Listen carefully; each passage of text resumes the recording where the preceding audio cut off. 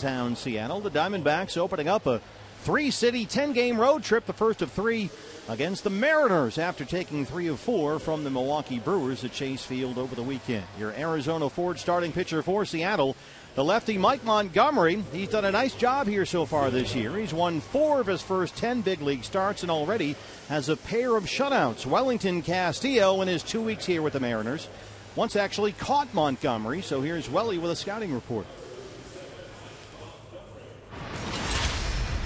But I count Montgomery. He got a good fastball, good breaking pitch, and good changeup. Well, occasionally a slider, quarter. But he like to compete. He like to go in the mound and compete even when he don't have his best stuff. So it's gonna be good seeing those young two lefty today against each other. And against Robbie Ray for the D-backs, the numbers on Mike Montgomery. He pitched back-to-back shutouts at the end of June, blanked the Royals and the Padres. He has, however, gone winless in his last 3 starts. Yeah, coming off a real rocky outing against the Tigers in Detroit. Went 2 2/3 in that one. Gave up 6 hits and 8 runs in that particular ball game. Basically pitches fastball, changeup, curveball, but he does have a cutter. He does have a slider. He does occasionally try to throw a 2-seam fastball. And Turner Ward, the hitting coach for the D-backs, said he watched a game 2 starts ago against the Yankees when Montgomery tried to incorporate all his pitches to the first 3 hitters of the game. 0-1 on the first hitter here. It's Ender Inciarte, make it 0-2. And that is a little bit odd. We've talked about it in past telecasts. Usually a pitcher likes to save one pitch, maybe show it once or twice first time through the lineup, but always have something in reserve that those hitters haven't seen the second and third time through the lineup. Slaps it over the mound. Here comes Brad Miller, the shortstop, charges and makes a nice play to throw out Ender. 1 away. The lineup for Chip Hale's Arizona Diamondbacks with Yasmani Tomas coming up, batting second tonight. Yeah, Ender Inciarte in left field, leading off. Yasmani Tomas batting in that second spot in right field. Paul Goldschmidt at first. A.J. Pollock in center. Aaron Hill serving as a designated hitter tonight. Wellington Castillo doing the catching. Jake Lamb returning home. He's been hot over his last couple of ball games. He'll be at third base with Chris Owings at second and Nick Ahmed at shortstop. Here's Tomas. Chris Siegel is our plate umpire. That's strike 1. Yasmani 301 and 6 homers.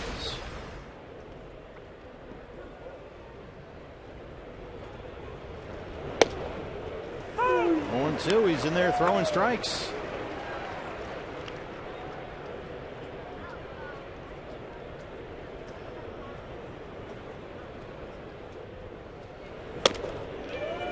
Chip Hale told us before the game today, Tomas in the 2-hole to take some pressure off Yasmani. He's been good at getting on base, Chip said, but now he won't have to worry about always trying to drive in runs all the time. And as you'll recall, Chip tried this with Mark Trumbo when he was here, batting him ahead of Goldie. It worked for Mark, and he's trying his luck again with Yasmani Tomas. Probably find about 500 big leaguers that would sign up to hit in front of Paul Goldschmidt, but unfortunately for Tomas, he goes down on strikes in his first plate appearance of the game. And that's been a recurring theme lately for Tomas, who's now struck out 21 times in his last 51 at-bats. 2 down for Goldie. Leading the National League in batting average, tied with the Rockies' Nolan Arenado for the Major League RBI lead. And there's another strike 1 for Montgomery.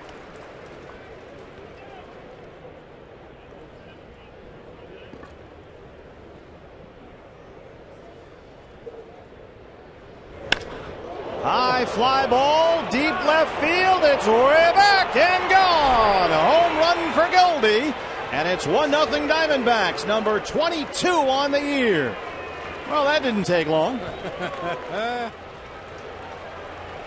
He had only 1 homer over his last 26 games. That was the Sunday before the All-Star break at Citi Field in New York, and he absolutely mashed that one. This is not a ballpark that's known for giving up home runs, and that one didn't get as far out of here as it looked like it was going to off the bat, but absolutely mashed into the back of the bullpen out there in left. A.J. Pollock, go one hopper to Robbie Cano. Don't you know he throws him out? And that's the end of the first. But the Diamondbacks strike first, number 22 for Goldie. And it's 1-0 D-backs here at Safeco Field.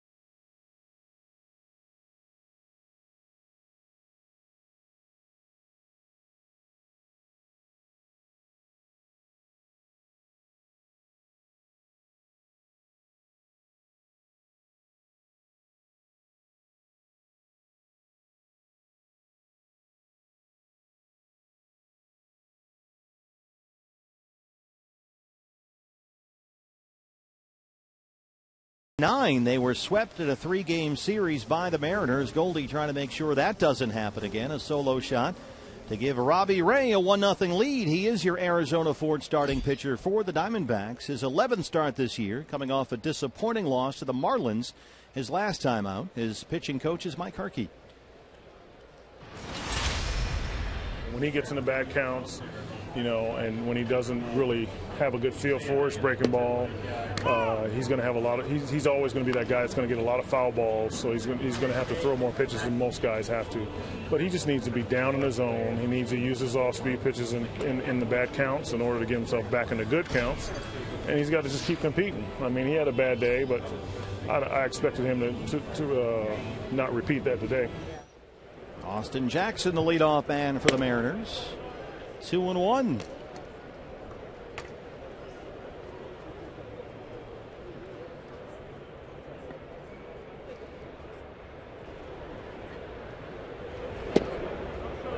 Three balls and a strike. The numbers on Robbie Ray, the 2.72 ERA, outstanding, but it's also the highest it's been all year, and he's won just once in his last 6 starts. The thing that's really been saving Robbie Ray this season is his ability to retire opposing hitters with runners in scoring position. Before his last start, opposing hitters were only hitting 167 with runners in scoring position. Last time out, they were 3 for 5. And there's a foul ball. Keep an eye on that. Here's Austin Jackson, his first full season with Seattle. 254 and 5 home runs. He homered here yesterday in their extra inning win over the Blue Jays. Looking for a put-away pitch to put guys away in 2 strike counts and not have so many of those. Another foul ball, and as Chip Hale told us today, when you're firing fastballs in there at 95, guys are going to just tip it here and there and get a piece of it. But we've seen Robbie Bob time and time again have these foul ball counts that just go through the roof, and then so does the pitch count. Yeah, it's really an unusual circumstance because he gets ahead in the count quite often. He just can't seem to come up with that last pitch to put him away before all those foul balls. And he walks the leadoff man. Here's the lineup for Lloyd McClendon, Seattle Mariners. Austin Jackson at the top, out in center field. Kyle Seager making his way to the plate. He'll play third base. Nelson Cruz out in right field. Robbie Cano with a 7-game hitting streak cleaning up at second base. Franklin Gutierrez with a walk-off homer in extras against the Blue Jays yesterday. He'll be out in left field. Former D-back Mark Trumbo doing the DHing tonight. Logan Morrison at first base. Mike Zunino doing the catching, and Brad Miller at shortstop. The red-hot Kyle Seager. Looks at strike one. Seager 276 and 15 home runs. He has hit safely in 6 straight games, 15 of his last 16, and during that stretch is hitting over 380. Jackson has good speed, 11 stolen bases on the year.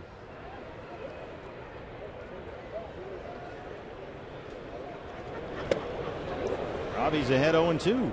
Yeah, you're right, 11 steals for Austin Jackson, but he's been caught 8 times. Stolen base is not a big part of their arsenal offensively. Yeah, they got sluggers. They're an American League team in many ways.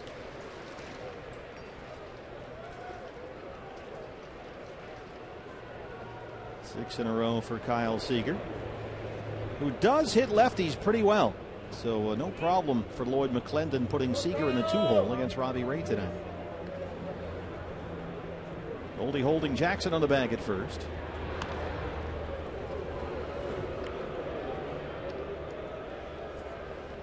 He's batting close to .330 against lefties this year, including 6 home runs. That's a big improvement for Seager over last season, when he hit just over .240 versus left-hand pitchers.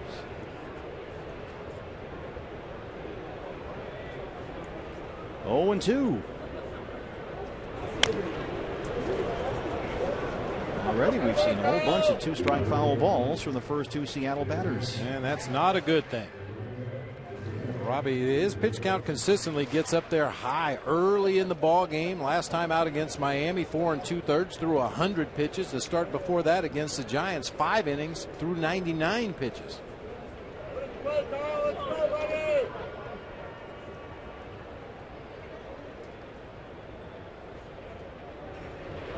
Well, he must have a really deceptive move because Jackson keeps leaning back toward the first base bag every time Robbie comes home. So they're down there trying to figure it out. Chris Woodward, the first base coach, trying to help out. He's got a reverse secondary lead. Going in the wrong direction. Well, they won't double him off on a line drive.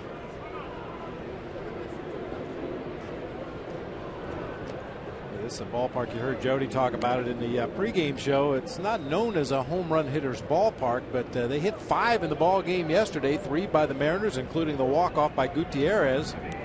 2 more by the Blue Jays. Of course, the Blue Jays hit home runs everywhere.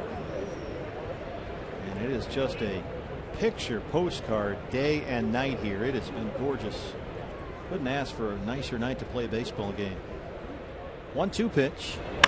Double play ball here. Ahmed Owings gilded. They roll it 2 down. Well, that'll help.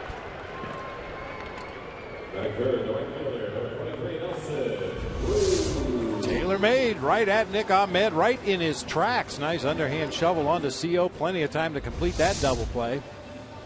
Man, another feature about this ballpark, talking to A.J. Pollock and Ender Inciarte around the cage, the outfield grass is extremely thick and extremely slow. Diamondbacks outfielders are going to really have to charge any grounders that roll through if they have an opportunity to throw somebody out on the bases. That ball might come to a dead stop in the grass out there. Nelson Cruz. Yeah, Chip Hale said the same thing about the infield grass. He said it's a lot thicker here than we're used to. Well, here's one of the guys that had a home run yesterday against the Blue Jays, Nelson Cruz.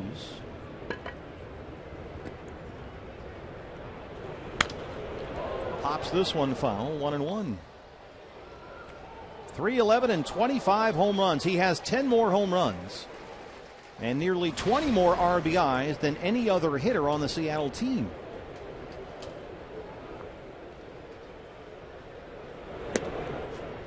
And he hit a long home run in that ball game yesterday into the second deck out there in left field. He has homered 4 times during a 6-game hitting streak. 12 hits in his last 6 games. And he's got a base hit here. 2-out single to left for Nelson Cruz. It brings up Robinson Cano.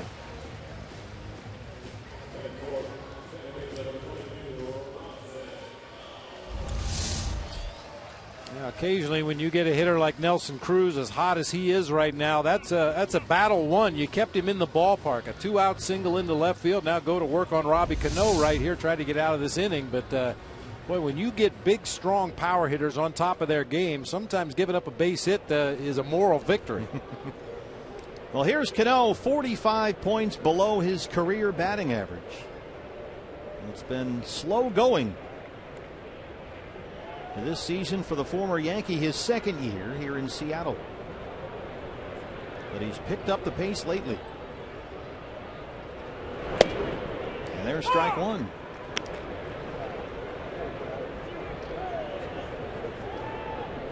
.262 and 10 home runs. Cano begins this series with a 7-game hitting streak.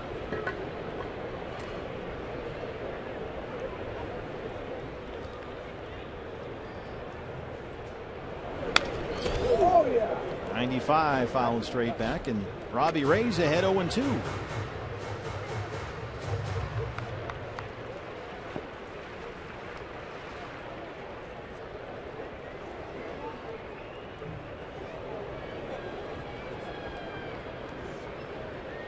Cano not hitting left-hand pitching nearly as well as he has in the past this year. Only .214. That number was over .290 for him last season. He already had a whole bunch of foul balls here in this first inning. And sure enough, 20 pitches.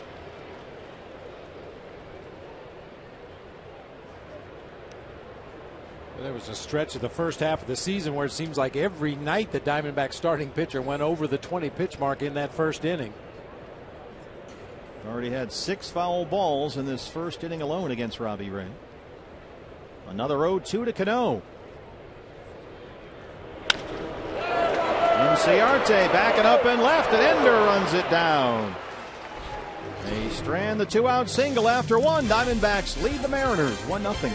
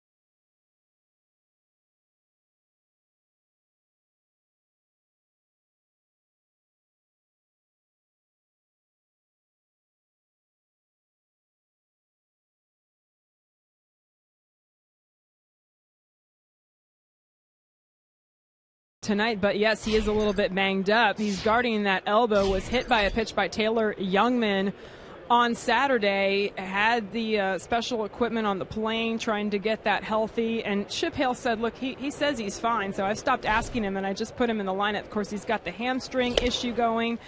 The elbows bothered him. He actually told me, guys, that after that pitch hit him on the elbow, he thought he was going to have to leave the game. And in fact, when he was catching Ruben De La Rosa, 95-mile-an-hour fastball, he thought he was going to have to leave at one point because his arm was numb catching it. And in fact, he would have to recoil when that ball would hit the mitt. So he was definitely hurting, but Wellington's a tough guy. And he said, look, no one's 100% this time of year. I'm going out there. It was funny. Chip said, I just put him in the lineup anyway. I'm not even going to ask him anymore because he's going to tell me he's fine. Aaron Hill DHing tonight, 216 and 4 homers. 1 ball and 1 strike.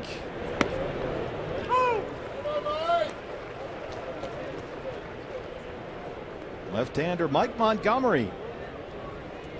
Paul Goldschmidt, a solo shot in the first. The game's only run so far.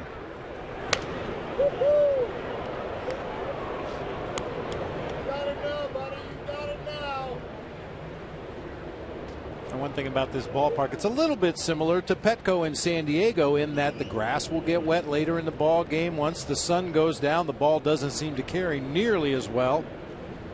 We'll keep an eye on that. Good thing goalie hit his homer in the first while the sun was still up. And you can see the football stadium right behind us here, just behind left field. That spectacular facility right there where the Seahawks play. CenturyLink used to be Quest Field.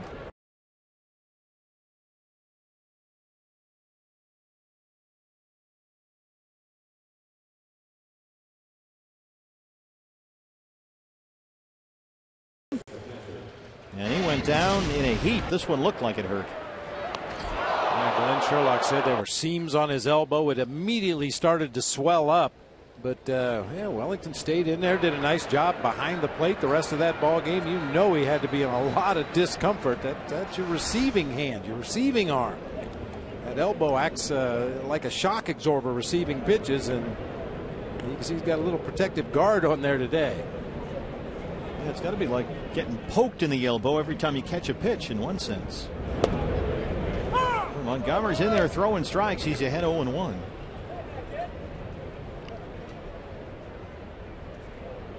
Here's a close look at the elbow guard. They do the best they can there for Castillo. The high fly ball left center, deepest part of the park, and that one is way out of here and gone. A home run. Wellington Castillo, that's his 8th of the year, and it's 2-0 Diamondbacks. And in this ballpark, that is no cheapie. That is the deepest part of the ballpark out there in left center. That'll make your elbow feel a little bit better.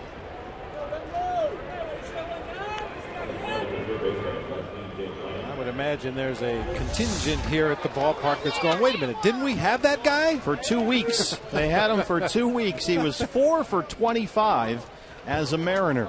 He's been a little better than that as a Diamondback. Ooh, he blasted that ball. He did. A long ball. Well, you mentioned it, Bob. It was flying out of here yesterday. Yeah. In batting practice today, guys were putting on a show, which is, as I said before, kind of unusual for this ballpark. It usually plays really big. Well, here's the hometown boy, Jake Lamb. 277, 2 homers, coming off a pair of 2-hit games against Milwaukee over the weekend. The Seattle native. Bishop Blanchett High School here in Seattle, and the University of Washington. He's a Husky. D-backs got him with a 6th-round pick 3 years ago. And here he is. And as Jody told us earlier, this is the ballpark he used to go to as a kid and watch the Mariners. Those old Jay Buhner teams, Edgar Martinez, that whole bunch. They had some really good teams here back in the day.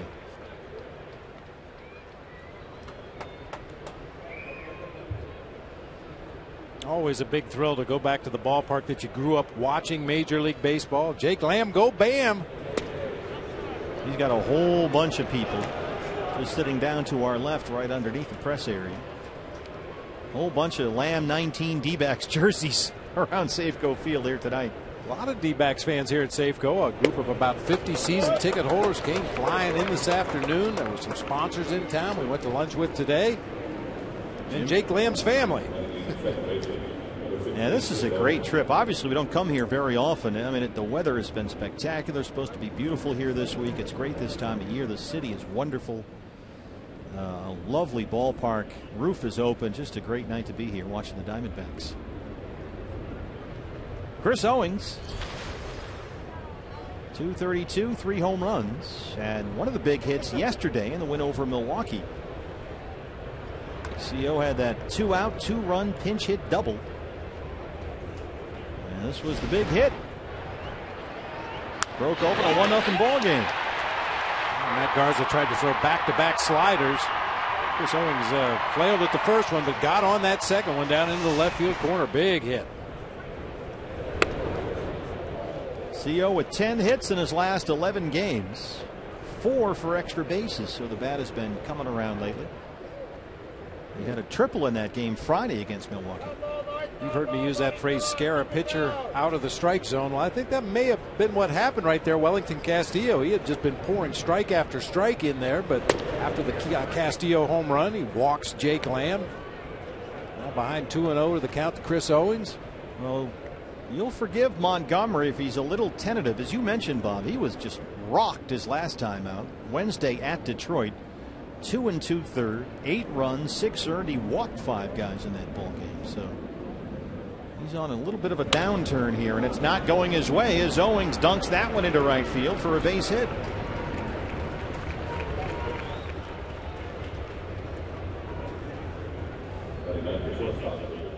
So 2 on, 1 out for Nick Ahmed. We talk all the time about hitters have to take advantage of mistakes. This is a mistake. A fastball right down Main Street. I mean, that perfectly split the middle of the plate just above the knees for Wellington Castillo to crush out of here to left field. So here is Nick Ahmed.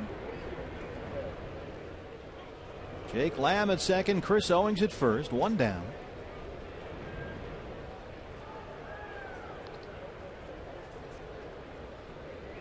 D-backs already up 2-0. A chance to add to that lead right here.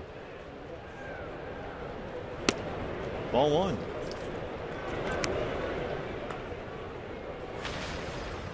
Tell you what, Mike Montgomery, only 6 home runs allowed all season coming into today, but he's given up 2 in less than 2 innings. Let's take a look at our Valley Honda keys to the game while they're having a mound visit out there. And we've used this the last 2 days, and it works so well, we're going to use it again. Follow the leaders. Continue to follow the leaders. 4 straight outstanding starts by D-back starting pitchers. Let's tack one more on the list, and in American League ballpark using the DH, let's make full use of that extra bat. Diamondbacks pitchers this season have recorded 21 base hits, but no extra base hits. Aaron Hill filling that DH spot tonight. Rick Waite's the pitching coach out there to have a word. Ahmed at 223 with 6 homers.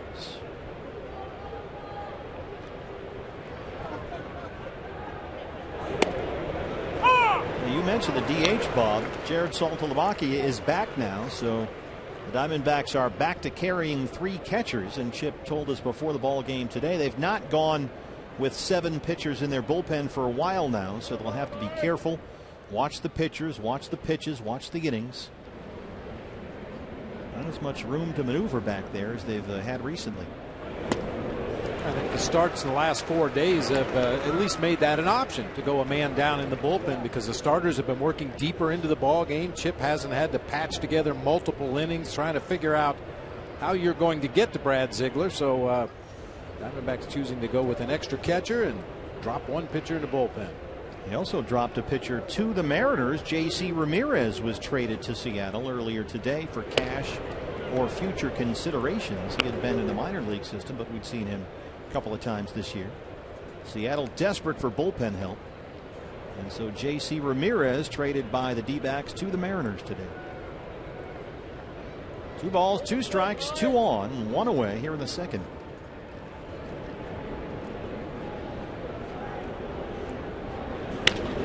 Base hit for Ahmed. Jake Lamb, they're going to put the brakes on at third, and they're loaded for Ender Inciarte with a 1 out. 4 straight have reached for the D-backs. Hey fans, anytime the D-backs score 5 runs or more, Taco Bell is giving away 3 free tacos with the purchase of a large drink between 4 and 6 the following day at participating locations. When Nick needed that, he was in a 2 for 37 to start this road trip. Trying to keep the line moving here, and now it comes back around to the top. Ender Inciarte, who grounded out his first time. Ender on a 6-game hitting streak. They're loaded with 1 out. Ball 1. Good production first time through from the bottom of the batting order. Wellington Castillo with his solo homer. Jake Lamb with a walk, and back-to-back base hits by the 8 and 9 hitters. Now you roll around to the top. Got Lamb at third, Owings at second, Ahmed at first.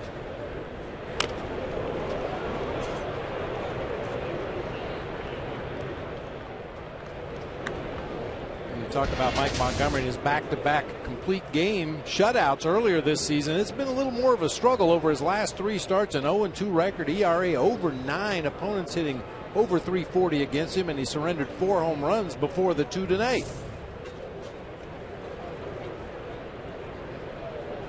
Winless his last 3 times out. 1-1 to Inciarte. A 1 hopper, and it's off the heel of the glove of Miller. And he's got no play. 3-0 Diamondbacks as Lamb comes in. It short hopped and looked like it went right off the heel of the glove, up and over. And that's the error on Brad Miller, the shortstop.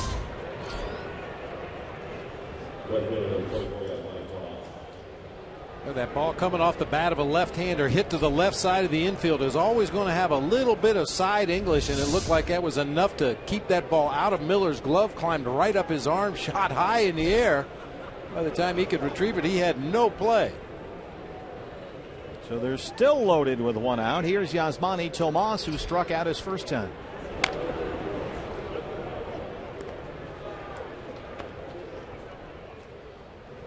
Funny that Chip said before the ball game today he put Tomas in the 2-hole tonight to try and relieve some pressure from having to drive in runs all the time. And here he is, his second at bat of the ball game, and the bases are loaded. Bounces that one up there. It's a ball and a strike. Tomas doubled in yesterday's series finale against the Brewers. He homered in the series opener last week. But the bat has slowed down a bit as the season has gone on. He's hitting under 260 in July. 1-2. Laboring here, Mike Montgomery. 26-year-old left-hander. Big guy out there, 6'4", 200 pounds. A former first-round pick by the Royals in the 08 draft. 1-2 on Tomas. He chases another one in the dirt. Strikes out for the second time tonight. 2 down. Here's Goldie now with the bases loaded.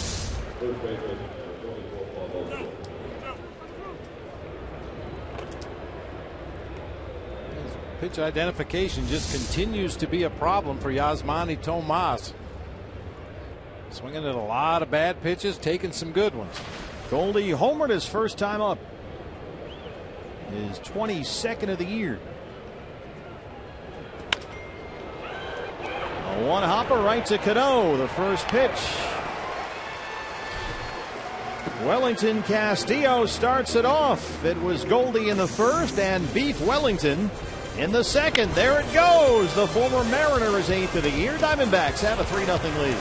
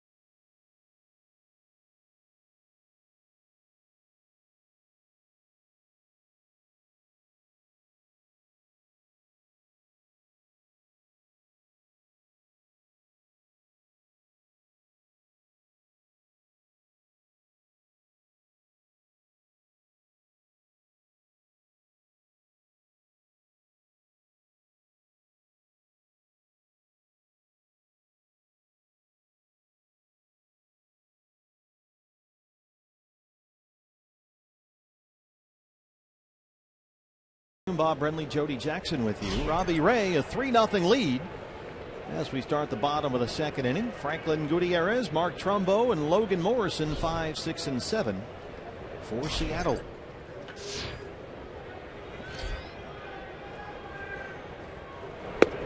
There's a strike, 0-1. Franklin Gutierrez, 267 and 3 home runs. Number 3 came right here yesterday, a walk-off winner that beat the Blue Jays in 10 innings. He is back in the big leagues and has been a nice right-hand outfield bat for Lloyd McClendon. This was the walk-off winner yesterday. Pretty much dead center field, way out of here. And he's had quite a comeback story, Gutierrez. He was home all last year, did not play baseball. He's been just through a litany of health problems. It is a nice comeback story for these Mariners.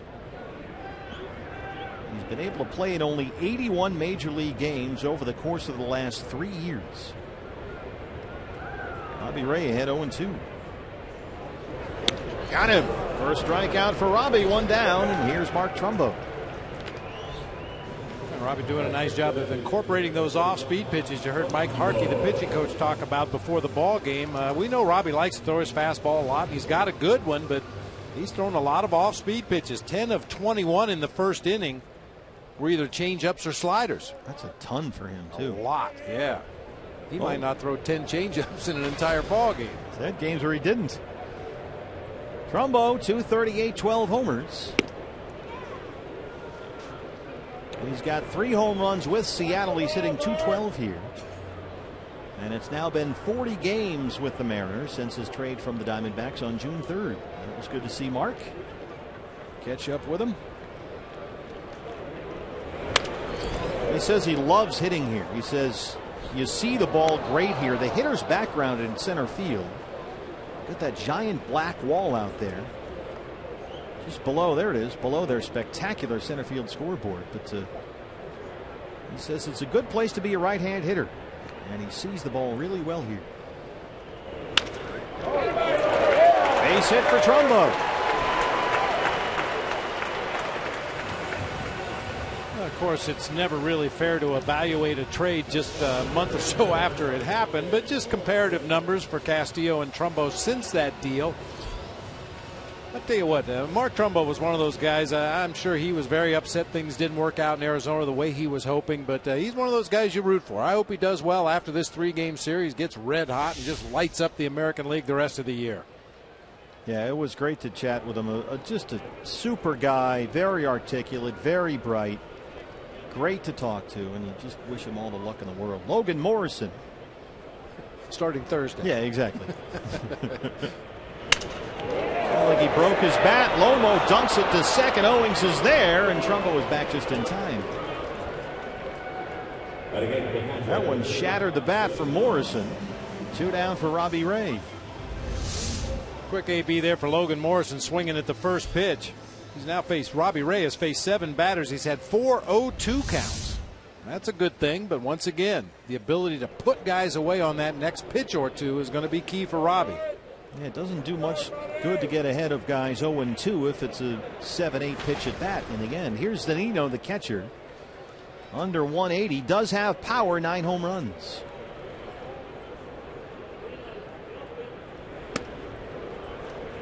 This is a guy that belted 22 homers last year. And you look at that 179 batting average and you think, well, that's not very good, but he was in the 150s last week. He's actually been on the uptick lately. A 6-game hitting streak. 2-0. He can swing and miss with the best of them, too. He punched out 158 times against only 17 walks last year in the 131 games that he played for the Mariners.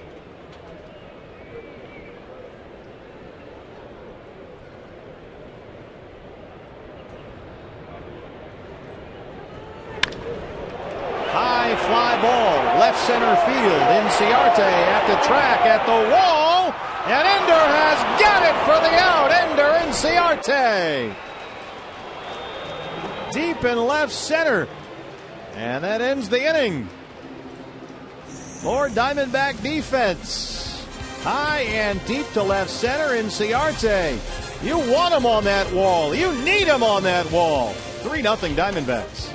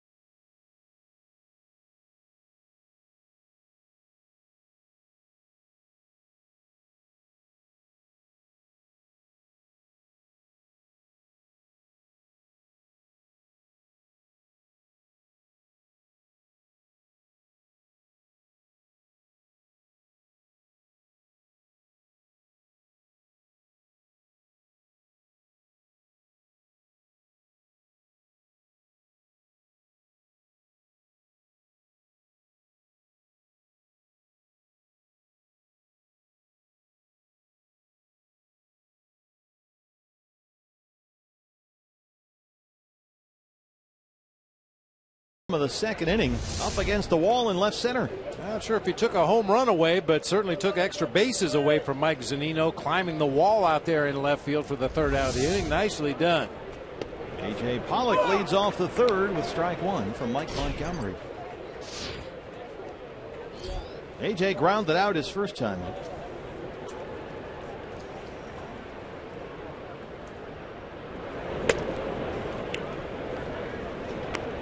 Pollock coming off a big homestand at Chase Field to open up the second half of the year.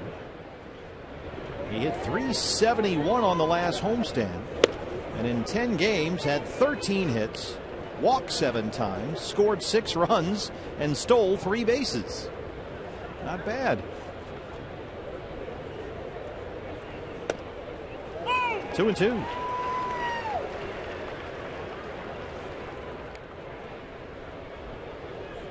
Talking to Logan Morrison before the game, and Lomo said, yeah, this guy Pollock is really good. I said, duh.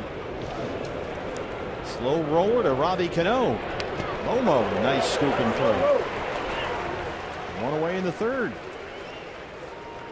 It's funny how, you know, players who play on certain teams don't see a lot of other teams, you know, American League, National League, things like that. But word gets around. That's how A.J. wound up on the All-Star team, voted in by the players.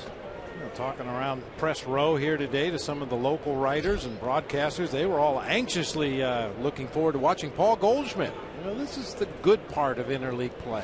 Yeah, get to see those guys that you rarely get to see other than on the highlight shows on occasion.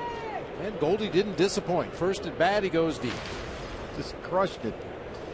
Aaron Hill grounded out his first time. He drives this one to left. Franklin Gutierrez at the track. He'll play it off the base of the wall. And Aaron Hill, the DH here tonight, is in at second with his 9th double. Diamondbacks have brought the bats on this road trip. Aaron Hill already has more extra base hits tonight than the entire Diamondbacks pitching staff. We said it's good to have the extra bat in the lineup tonight. Aaron Hill with a ringing double off the base of the wall out there in left field.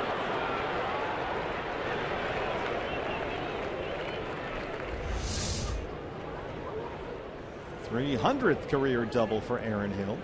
It's the second one out for Wellington Castillo, who homered to deep left center his first time up, his 8th of the year.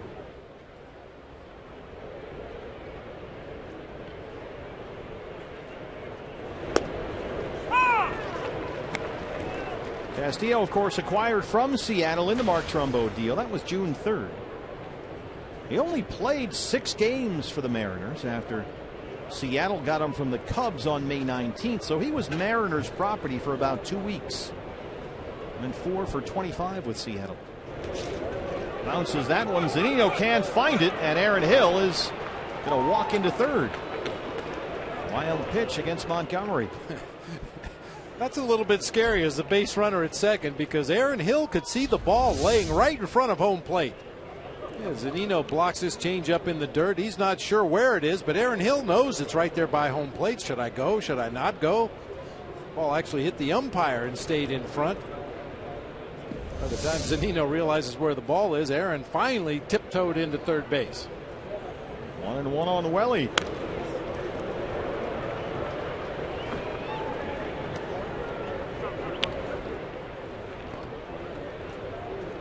Castillo came into tonight 2 for his last 14 with 8 strikeouts. So he'd been fighting it a little bit, but he just blasted his home run back in the second.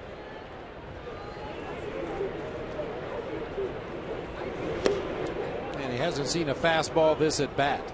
Well, when you do this, they tend to shy away. Yeah, I said it kind of scared him out of the strike zone and off of his fastball. He's been throwing a lot of off-speed pitches, all off-speed pitches in this at bat to Wellington.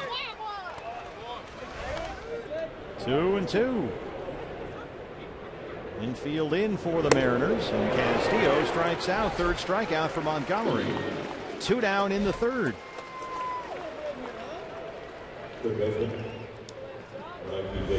Sometimes as a hitter you have to think that way. I just crushed this guy's best fastball way out of here to left center field. Your second at bat, there's a pretty good chance he's not going to lay one right down the middle to you. Probably going to see some off-speed pitches. You're probably going to see him pitch to different locations, and That time all off speed to Welly. Jake Lamb walked and scored his first time. A Seattle native back in his old hometown.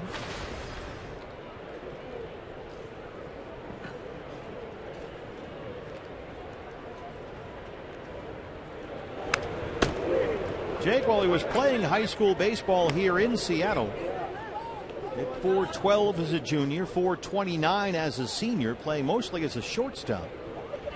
He was drafted in the 38th round by the Pirates, but chose instead to go to the University of Washington here, right in downtown. Beautiful campus. Wound up as a third baseman and was a freshman All-America for the Huskies.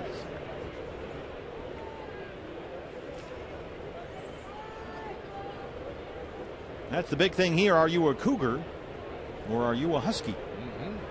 Washington and Washington State. It's a somewhat bitter Apple Cup rivalry.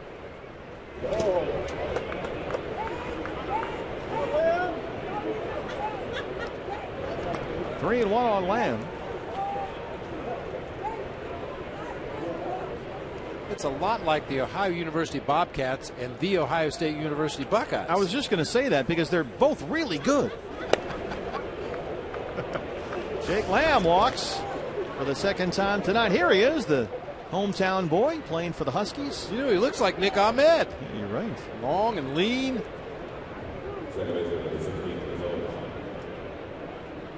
Yeah, my wife is a Washington State Cougar, so we are not allowed to have any purple in the house at all, except on Throwback Thursdays. That's it. Only Sedona red and Washington State maroon red. Chris Owings.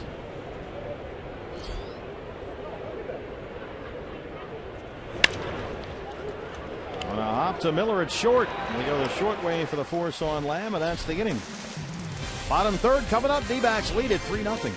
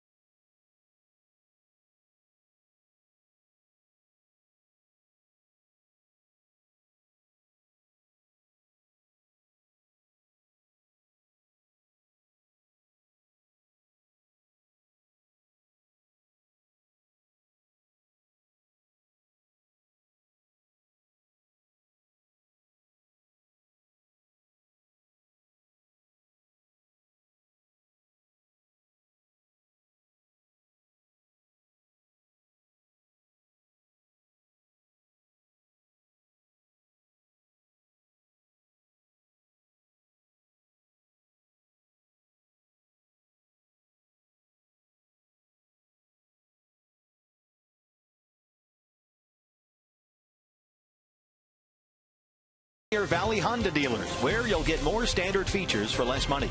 CenturyLink, your link to what's next. And by Mix One, great taste, no face, available at local retailers. The SS Brenly cruising in from Puget Sound. What a day here. It's just, on a day like this city is spectacular. I've said it before. I've been up here to Seattle probably a dozen times over the years covering baseball, either for the network or with the Diamondbacks. Came here as a manager in 01. I've never seen it rain here. It's always been sunny and nice and very comfortable temperatures. Brad Miller, the shortstop, leads it off. Well, people from Seattle insist that it's like this most of the time during the summer. Now, the spring and the winter and the fall, it's gloomy, but we are told that this is pretty much Seattle weather in the summertime.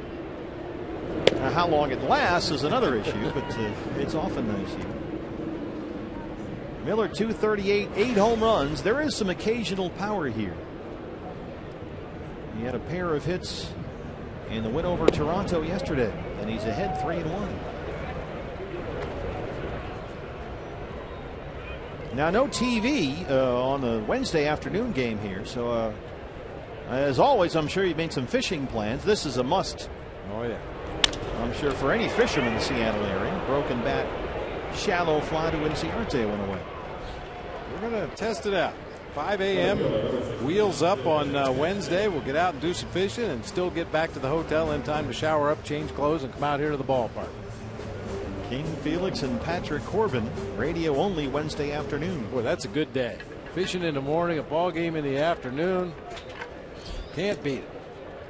Austin Jackson, the leadoff man, walked his first time up.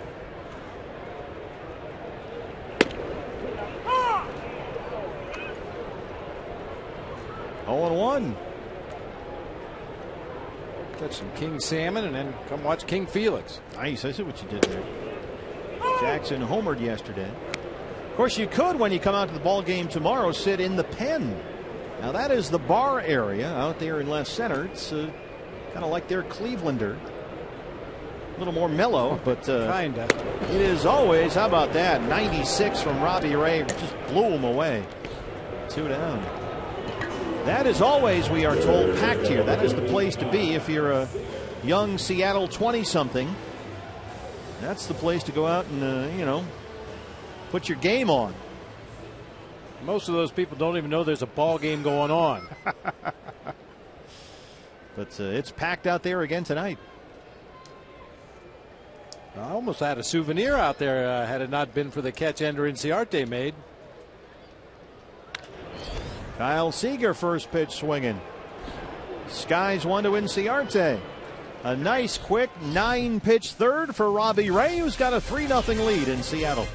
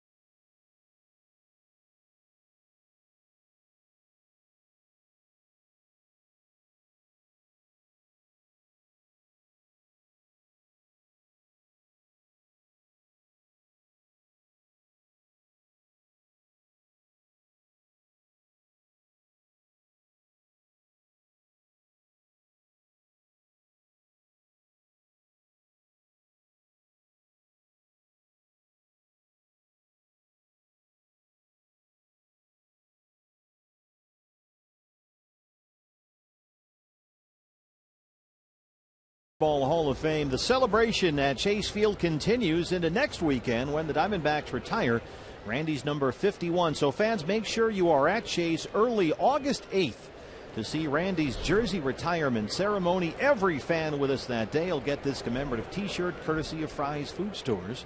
So get your tickets now. Hurry up, dbacks.com. Nick Ahmed leads off the 4th inning. Diamondbacks lead at 3-0. That's a fair ball. Nice backhand scoop by Seager. 1 pitch, 1 out for Montgomery.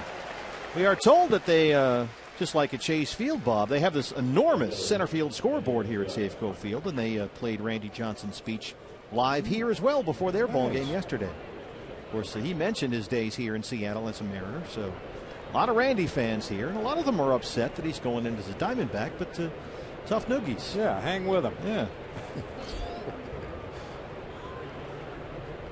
Ender Inciarte. Well, he said it was not an easy decision, but when you look at the resume and the highs and the lows and the accomplishments, it's kind of a no-brainer. Yeah. 4 straight Cy Young awards as a member of the Diamondbacks. He did have 1 as a member of the Mariners. Had a no-hitter with the Mariners. And really honed his craft. And Diamondbacks fans got to see him at his absolute best. I saw someone at their absolute worst today, and it was Josh Rawitch. Really? The Diamondback communication director, just back from Cooperstown, literally an hour before the ball game, and frankly, he was a wreck. They had a good time. It was quite the weekend, Josh said, and the Diamondback contingent was great. It was a great social weekend for everybody, and they had a lot of fun.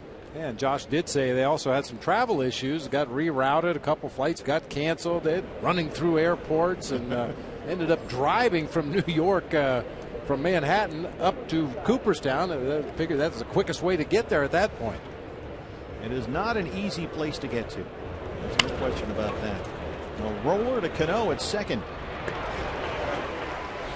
Well, the good news is once you get there, you never want to leave. Yeah, it is beautiful, and it's well worth the journey. And here it is, Randy Johnson in as a Diamondback, 303 career wins, many of those right here in Seattle at the Old Kingdom.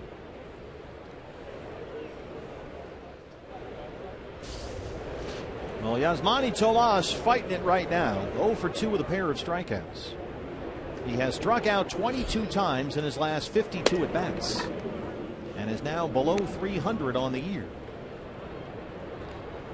I think I've gotten to the root of why Randy selected the Diamondbacks Really? for his Cooperstown induction. Yeah. Do tell. Well, take a look. This may be the only picture of Randy Johnson in a uniform smiling. I think that's the one they use for the plaque, too. So he figures, yeah, that's a good picture. I'll go in as a D-back. Well, it's like getting a good driver's license photo. Yeah. I mean, it's a 1 in a million shot. You get one, you want to hang on to it. One that you like. Tomas ahead 3-0.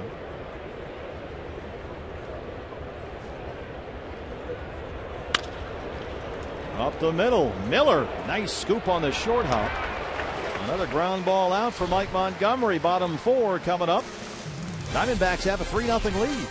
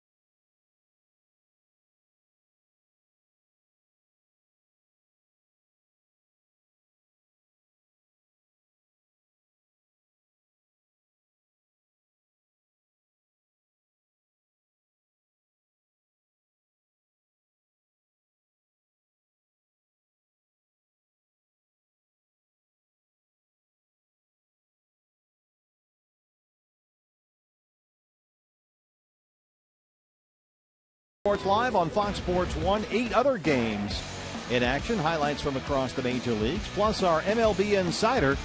Get you all caught up on the trade happenings. The deadline's coming up on Friday. And could a decision be near in Tommy Brady's appeal? A promising report for Patriots fans tonight on Fox Sports Live, only on Fox Sports 1. Suspend Tommy Brady. Nelson Cruz leads off the 4th. The man is innocent. Cruz singled his first time up, 1 for 1. Fast. It's a farce, exactly right. Disregard.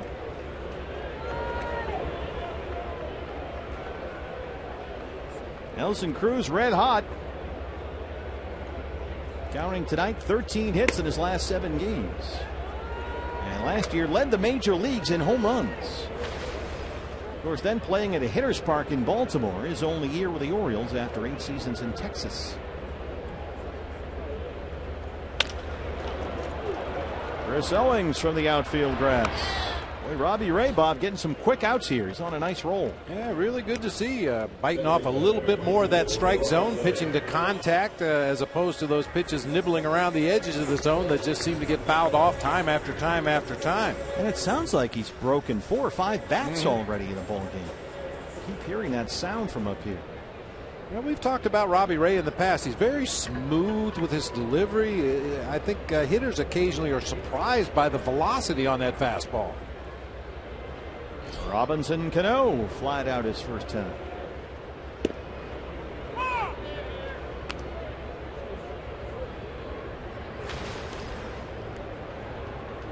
Cano has had a slow year offensively, but finally showing signs of coming around.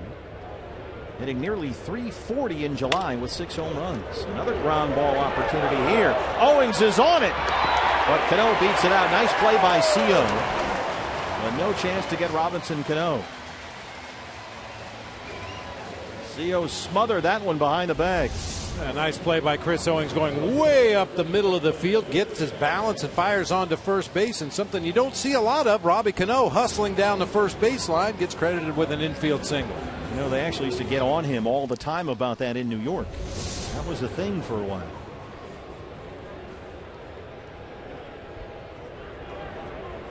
Just the 3rd hit for Seattle, all singles.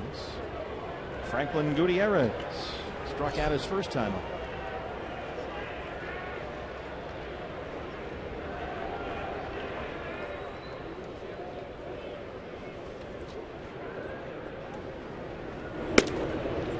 Strike 1.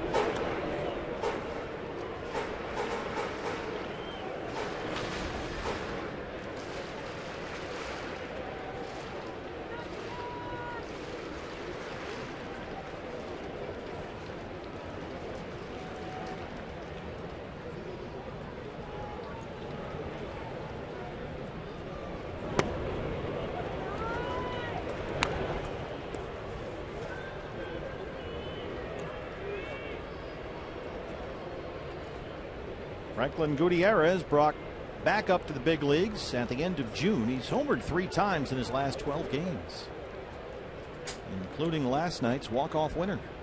1-1.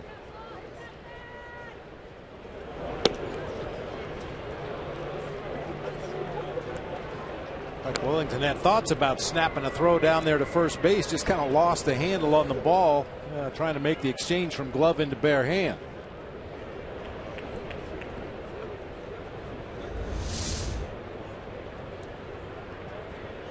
When you get that pitch away from a right-handed hitter with a runner at first base, your body naturally is closing that front shoulder. It's very easy to just step right into a pickoff attempt at first base. Jake Lamb at 3rd, Chris Owings at 2nd, and they roll the double play. Robbie Ray has got that ground ball working here tonight. The 5-4-3 ends the 4th. Jake Lamb, the Seattle native, gets it started just like he used to do in high school here. Owings turns it. It's still 3-0 D-backs.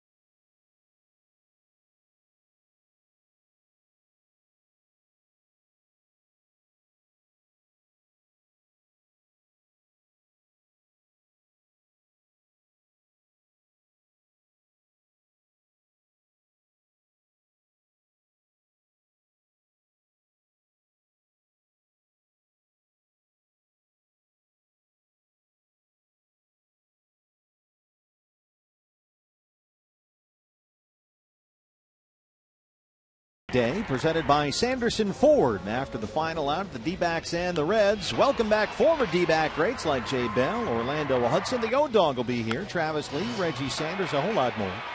The 4th annual Alumni Exhibition Game, and valid through the end of today only.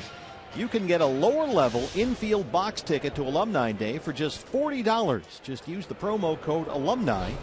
Visit dbacks.com/alumni to get your tickets on a beautiful night here in downtown Seattle. Goldie leads it off. He has homered and grounded out. 1 for 2. A solo shot in the first, his 22nd of the year.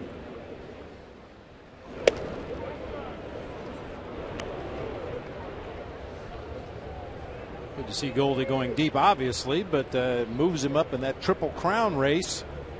First in average, first in RBI, now 4th in home runs in the National League. Trying to keep up with Bryce Harper in terms of the homers.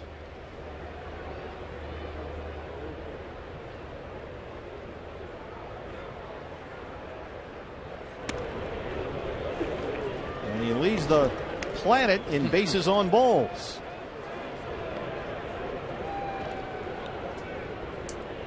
Leadoff walk to open up the 5th. Here's A.J. Pollock. Second walk issued by Montgomery.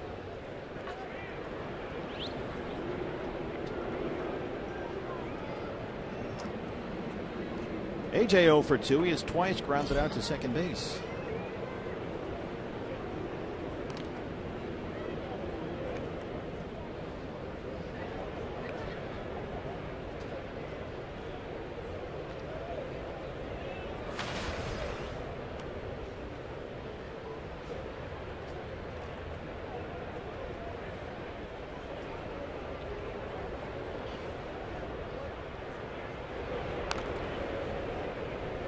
Little game of cat and mouse going on between A.J. Pollock and Kyle Seager down there at third base.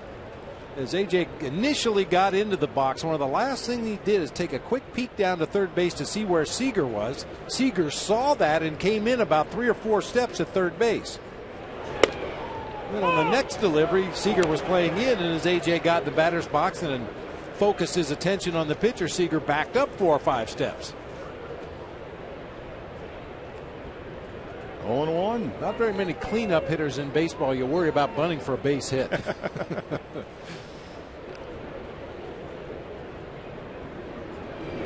Been interesting to watch Chip move guys around. We talked about the reasoning for Tomas in the 2-hole tonight. AJ's been a leadoff guy. Chip says he prefers Pollock batting second in the order. He's been the cleanup man lately. He's moved guys around when he's felt it's been necessary. It's an inexact science, I guess. 1-1 pitch. You know, it's kind of funny with the designated hitter. One of the things you have to deal with as a manager is who hits ninth. I mean, there's a stigma kind of attached to that. That's a pitcher spot. I don't want to hit ninth, but with a DH in the lineup, somebody's got to hit ninth. Tonight it's Nick Ahmed. I remember that was always kind of a dicey proposition. You know, one of the last things we tried to decide is who we're going to plug into that 9 spot. Well, in the National League, when you bat 8th, they always say, well, that's really tough because you've got the pitcher behind you. You don't see any good pitches. You really got to be a good hitter to bat 8th in the National League. In American League, 9th, you're just 9th. Well, Nick has hit 9th this season when the pitcher hit 8th a couple of times. Yeah, that's true. 1-2. A roller to short. Miller. Cano has the force on Goldie, and that's it. Coming in hard at second. Robbie looked like had no intention of trying to turn that, with Goldie bearing down on him, the former Texas football player.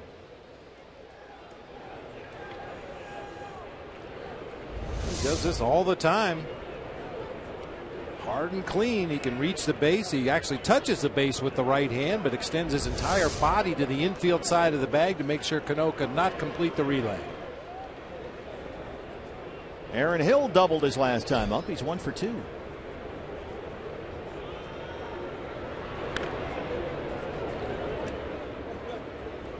Hey fans, when the D-backs win, you win at Papa John's. The day after every Diamondbacks win, you get 50% off your regular menu price online order at Papa John's. Enter promo code DBACKS50 at papajohns.com. AJ with 22 stolen bases on the year. He's been caught just 6 times.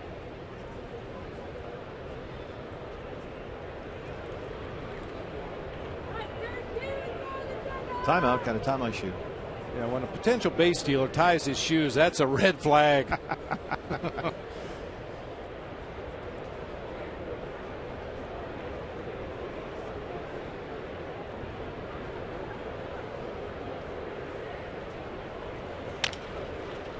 Tapper back to the mound. Montgomery, Cano, and once again they'll settle for the force at second.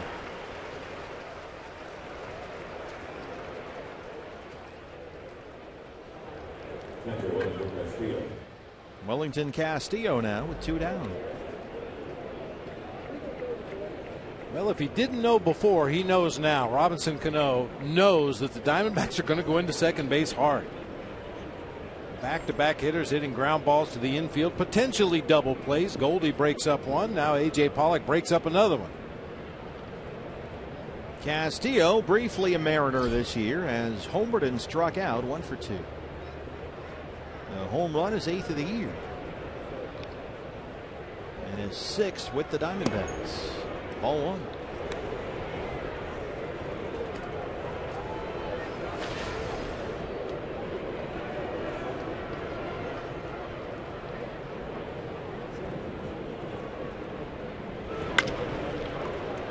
On the ground is short. Miller once again. No, they don't get the force at second. Robbie a little too casual. And Aaron Hill is in there safely. Cano dropped the ball. E4.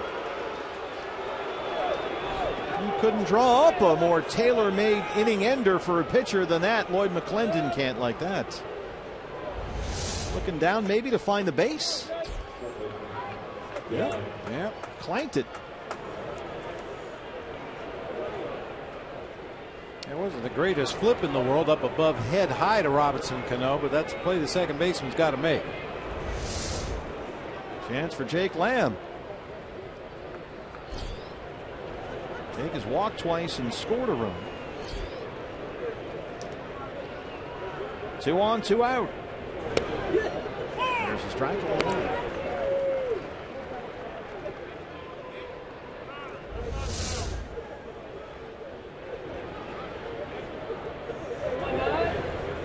Down there at the bottom of the zone. Zunino keeps it alive. 1-1 now. Montgomery over 80 pitches through 4 2/3.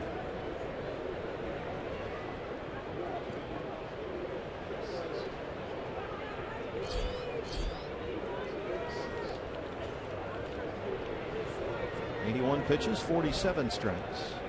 1-1 to Lamb. Misses. It's 2 balls and a strike. A large contingent of Lambs here. Usually it's Dennis Lamb and his family at Chase Field. Here it's Jake's family in Seattle. Jody Jackson will check in with them coming up in the bottom half of the center. That's in there. It's 2-2.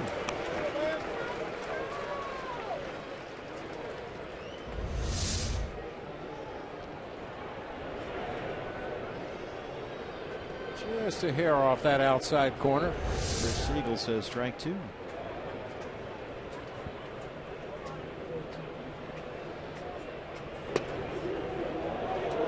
Good take from Jake, and it's full. 3-2. Aaron Hill at second, Castillo at first. The runners will be off for the pitch. Jake's already walked twice tonight. Here go the runners. He struck him out. Montgomery strands 2. It's 3-0 Diamondbacks.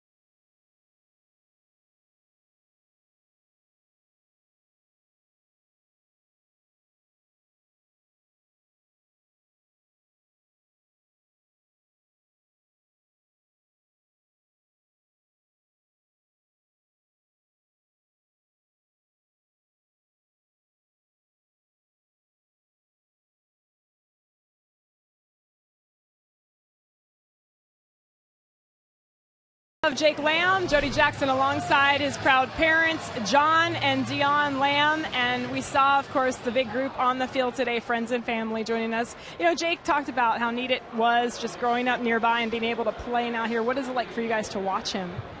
Oh, it's pretty special. I mean, we're Mariner fans, sorry, but tonight we're Diamondbacks fans because Jake's playing. And it's just a lot of fun to see one of your kids do what they've always dreamed of doing. And when you can bring it back home and do it in front of a lot of friends and family, it makes it that much more special. Talked about coming to a lot of games here as a kid, and that's got to be neat now to be able to watch him. Oh, it's amazing. And we've got so many people, just not just our family, but a lot of friends that are here tonight. And he was just so excited to play here just after watching so many games and watching heroes of his play the game. And then to actually be here playing in the major leagues. It's unbelievable. You know, it's obviously not easy to make it to this level, and you guys have been there the whole way, watching him through college at Washington. What have you been most impressed with about your son's journey and all that he's had to do to get here? Well, he treats it like a job. He works at it. And, you know, you never know if that switch is going to go on for any athlete, how hard they want to work and how much dedication they want to put in. And he just keeps working and working and working. So. And I know the injury was tough, too, this year. That's another, thing for a guy, especially a young player, to have to get over. Right, yeah. That was tough because everyone will ask us, well, do you get to go see him play a lot? And I said, well, no, not this year because he was injured for so much. And we also have another son playing baseball, but we go as much as we can. But, yeah, that injury took its toll. So it's just fun to be here again. And I was going to say the thing that I'm impressed with him is he is the exact same person now as he always has been.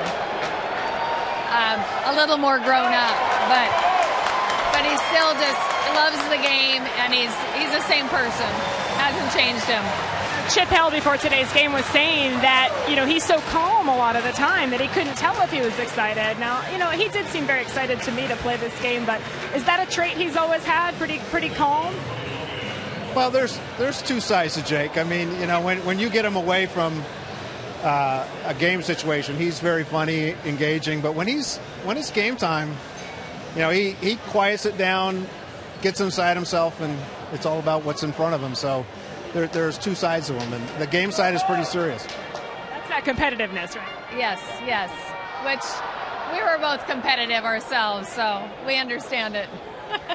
Thank you for letting me join the Lamb family group here tonight. I know it's a great night here for your family, and the next 2 days will be as well. Thank you, guys. Go D-backs. Thanks. There you have it from Seattle fans here in a way, but D-back fans tonight, guys. Well, Mark Trumbo, the former Diamondback, having a big night, and here's Logan Morrison, who rolls one into left center. It's going to bring Trumbo home with the first Seattle run. A double for Trumbo, a single for Morrison. It's a 3-1 ball game.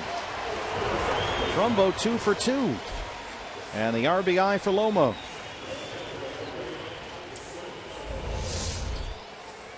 Well, we've seen something here tonight we haven't seen in the last 4 days. A starting pitcher that gave up more than 4 hits. The last 4 times out, the D-back starters gave up 4 hits each time, going back to Godley, then Corbin, then Ruby De La Rosa, and Jeremy Hellickson.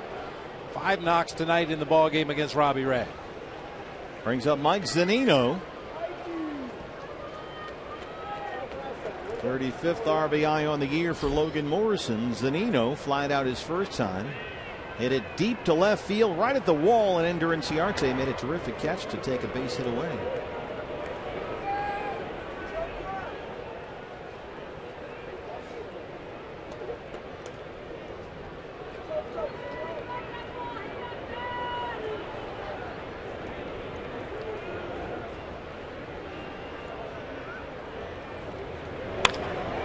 Hard down the left field line, but he pulled it foul. Here's the numbers we were talking about. This recent run through the rotation, starting with Zach Godley. 4 hits in each outing. Godley went 6, Patrick Corbin went 7, Ruby De La Rosa went 8, and Jeremy Hellickson 6 yesterday. Only 1 earned run allowed in those 4 starts.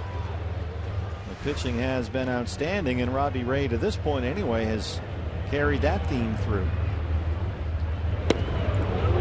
0-2 on Zunino. This guy played at the University of Florida. He was the 3rd overall pick in the draft by Seattle 3 years ago. And the consensus seems to be that at 24, maybe he was rushed to the major leagues. And it's hurt his batting average, under 180 on the year. He played over 130 games last season, hit under 200.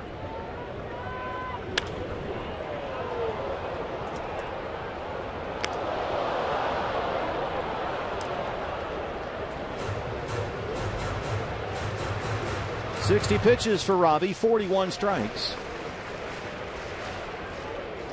He's walked 1, 2 strikeouts, given up 5 hits. 0-2. The RBI by Lomo snaps a consecutive scoreless inning streak of 22 by Arizona starting pitchers.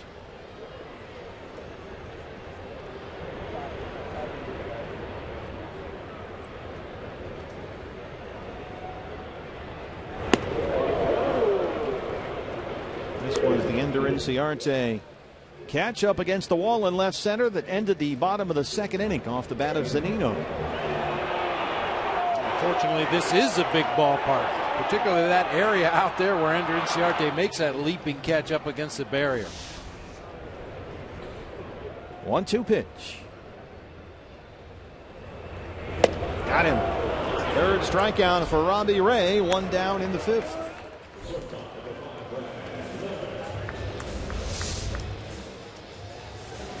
Location. I mean, that's bottom of the kneecaps, edge of the outside corner. Nearly an unhittable strike. And that's the way he's been locating for most of the year, with the exception of his last start last week against the Marlins, when he just could not locate the fastball. 62 pitches, 42 strikes. Here's the shortstop, Brad Miller. He flied out his first time up.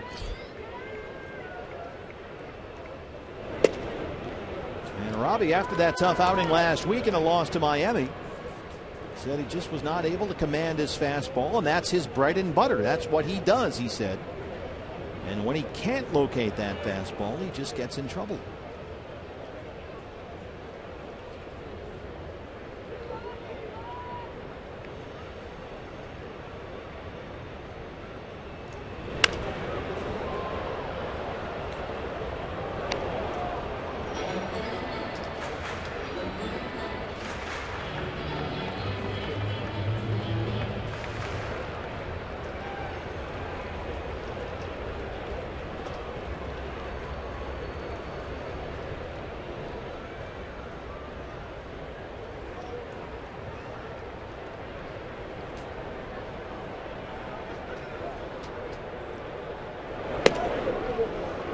One and two.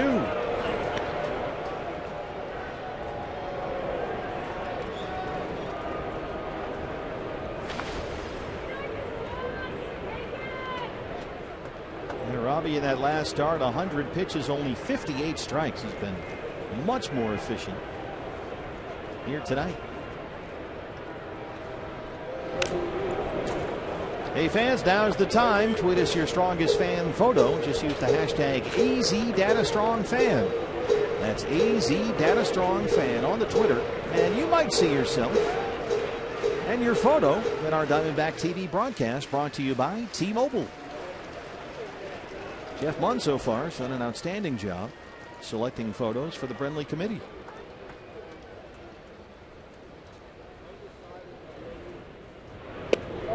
Another strikeout for Robbie Ray. Back-to-back strikeouts. 2 down now. That's his 4th. Big sweeping breaking ball this time. Maybe took a little bit off that slider to get a little more break on it. Slides it off that outside corner and gets a swing and a miss. Yeah, no Jeff Munn on this trip. You know, Leo Gilmartin was sniffing around whether he could get reinstated. Well, Leo's like that. He'll try to work the angles. Austin Jackson has walked and struck out.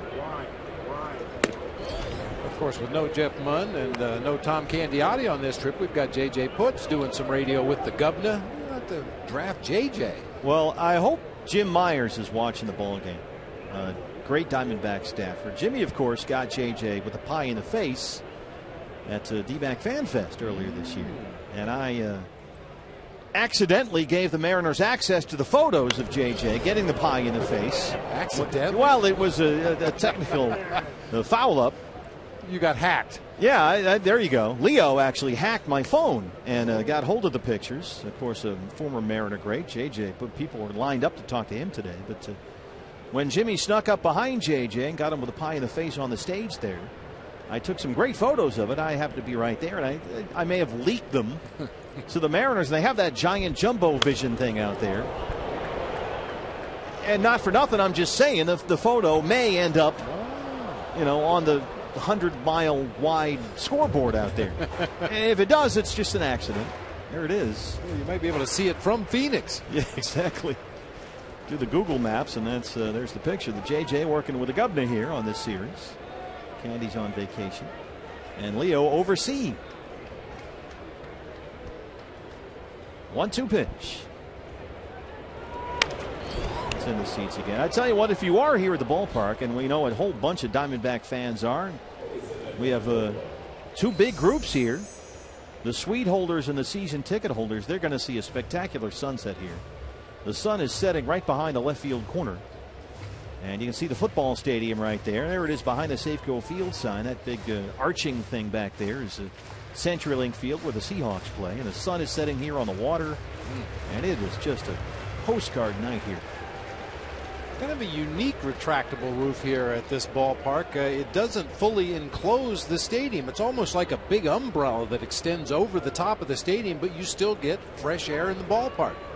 Yeah, Miami has the same thing. It kind of just comes straight over the top. Yeah, I mean, you don't get rained on, but if it's cold outside, it's cold in the ballpark. You can see where that reflected sun is out there. Actually, those are the lights in right field up high above the upper deck there, but just to the right of the scoreboard, that's open air.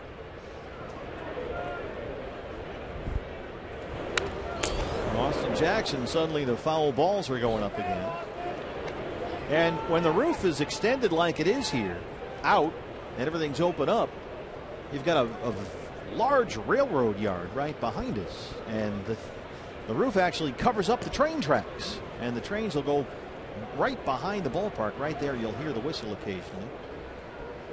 And it creates a covered area for all the engineers. Another 1-2 pitch to Austin Jackson. Missed away, it's 2-2. Foul balls, most of them in this at bat for Robbie Ray. 9 here in the 5th.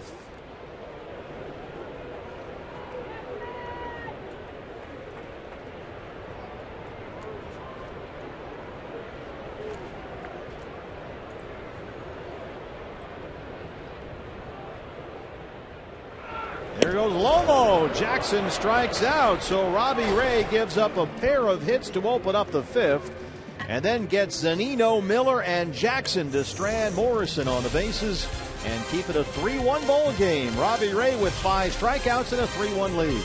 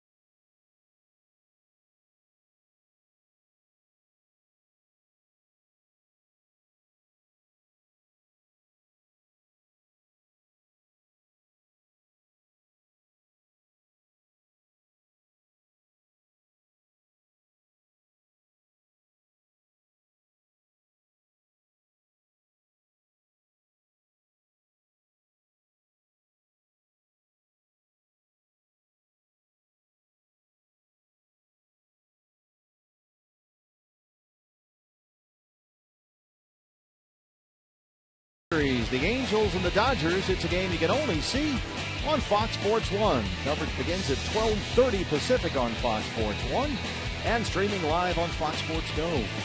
The Angels today acquired Shane Victorino from the Red Sox. Trade deadline heating up. Josh Rutledge, the former Rockies infielder, goes to Boston. In a related story, Shane Victorino immediately goes on the disabled list. Boy, he's had just so many leg issues, which is a big part of his game, his ability to steal the bases and cover ground in the outfield.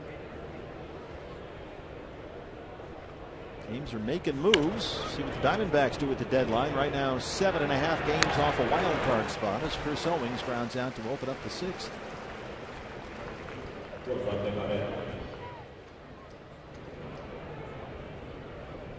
Nick Ahmed now, a single and a ground out, 1 for 2.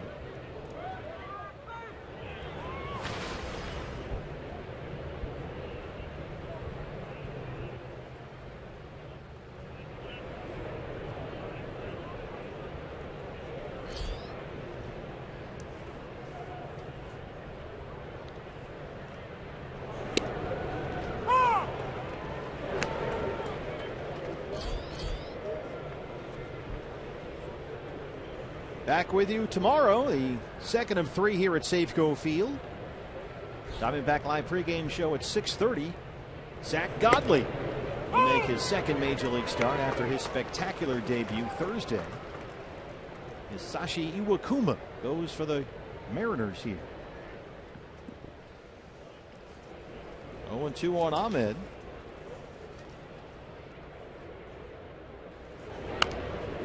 Nice job with that name. Hisashi Iwakuma. Chip Hale, very familiar with this ballpark, of course, from his days in Oakland. And Chip told us today this will always be known as a good pitcher's park, but the ball will jump here when it's warm. We've seen that certainly tonight. And he mentioned at night it's a lot like LA or San Diego. The air will get heavy and the grass is thicker. But Chip said it's a fun park to play in. He's always enjoyed coming here. Last time the D-backs were here, 2009, they were swept in 3 games. 1-2 on Ahmed.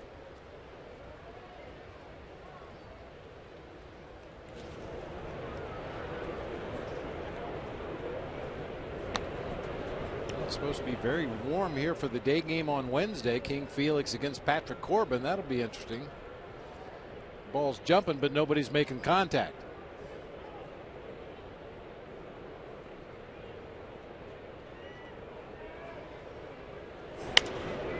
In the seats.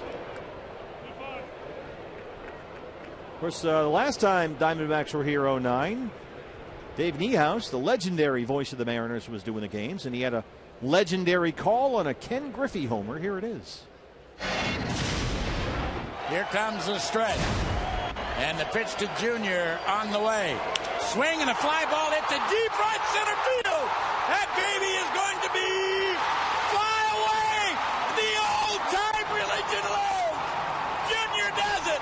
A 2-run home run. Old-time religion. That's known as the old-time religion, Dave Niehaus called. And the great Dave Niehaus, the longtime voice of the Mariners, is a name right above our broadcast position right here. Here we are. Hello, there's Dave, and there's a great statue of Dave Niehaus out in center field here. I went out there earlier today and took a look at that. My, oh my. Seager at third. 2 down. Dave Niehaus, he was a screamer. He got into it, man. And there's the Dave Niehaus statue. You can walk out on the center field concourse right there.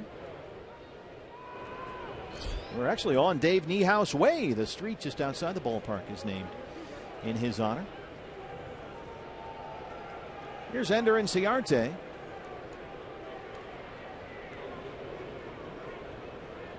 Hitless so far tonight.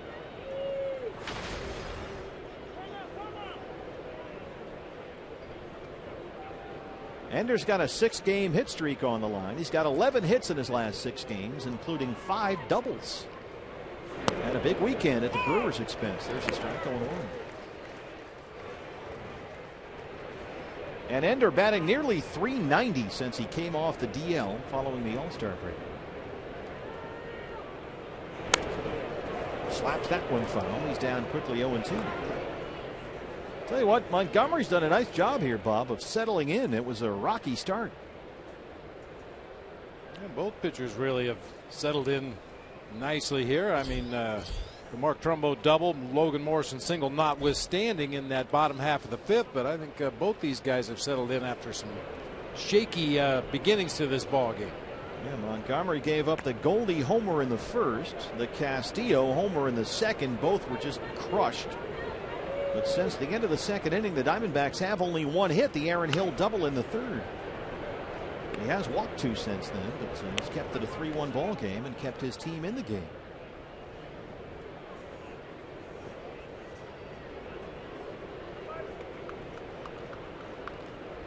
And he's kept it on the ground.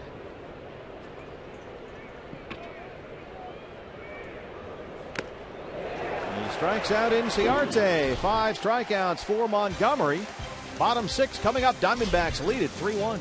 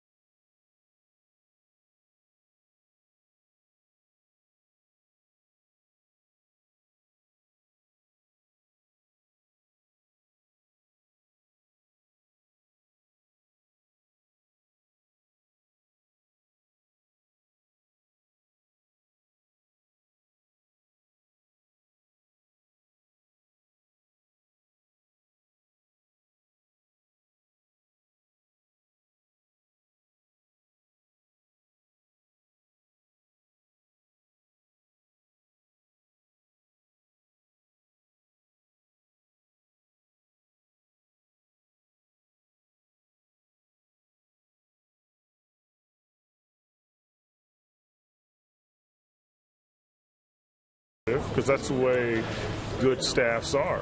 I mean, they're close, but at the same time, they want to be better than the next guy, and they don't want to be the one that drops the ball. And I think that's the kind of culture that I've always wanted to create as a pitching coach, and that's obviously the culture that I tried to emphasize to them in the beginning of spring training.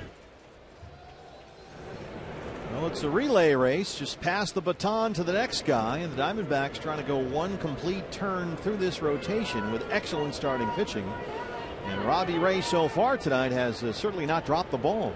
You know, and it helps to pass that baton, because if one pitcher goes out there and has success against a team, it's very easy for the next day starter to look at that video or watch from the dugout and how did you go about getting this guy out? Which balls did he have good swings at? Which pitches did he have bad swings at? And you can take that right into your start the next day, and so forth and so on. He's ahead of Kyle Seager, 0-2.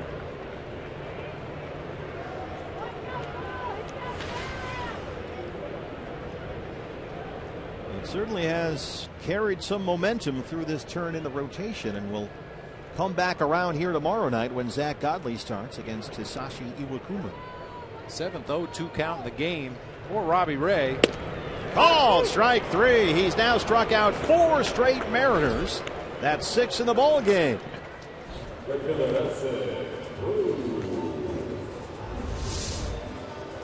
How's the fastball command, please? Ooh, he was dotting that outside corner. Nelson Cruz now. He has walked 1, struck out 6. Cruz singled in the first. He's 1 for 2.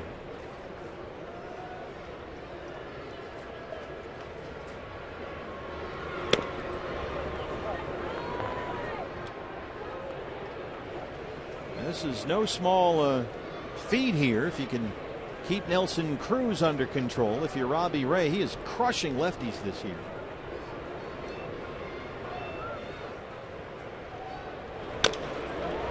High chopper. That's a foul ball. Tough way to take a strike. Got to go all the way back. But Cruz hustling all the way there.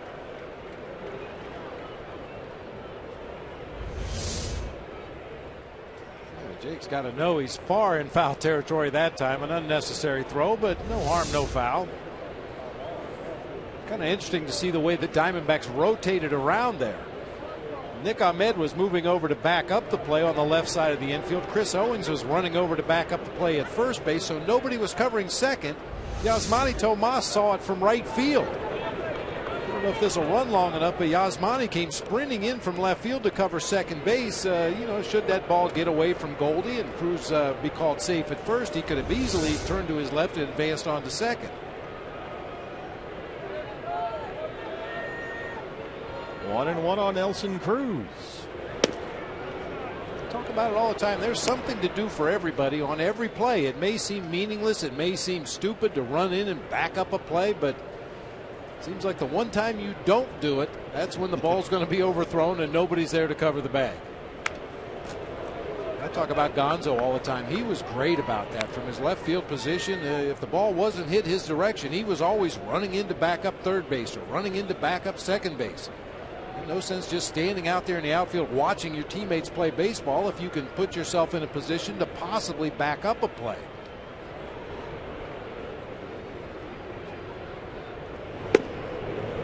Three and two. Mentioned Cruz hitting lefties this year. A 385 clip. That's a 100-point jump from his batting average against right-hand pitchers. 3-2 is bounced to second. Chris Owings is there. 2 down. There's Robbie Cano.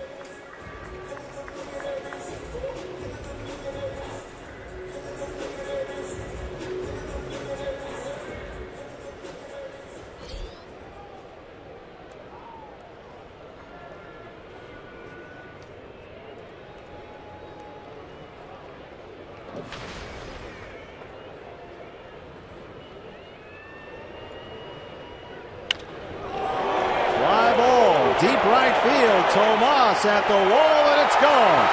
Robinson Cano, his 11th, and the Mariners are back within 1.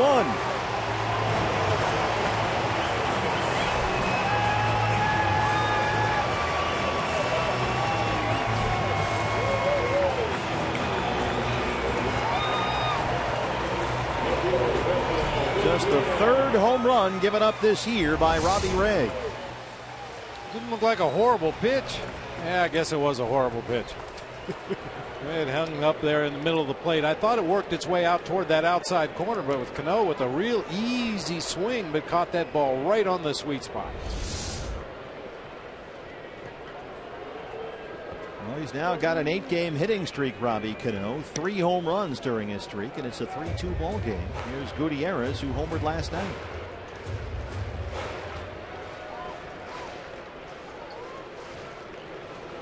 Cano heating up. That's his 7th home run this month. And Castillo wants to talk it over. Ray behind 2-0.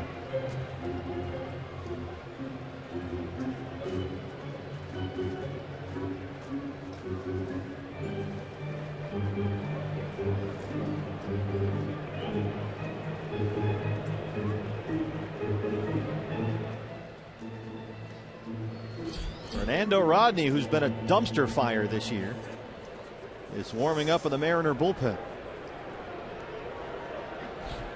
Mention Fernando Rodney to a Mariner fan and see what happens. 3-0.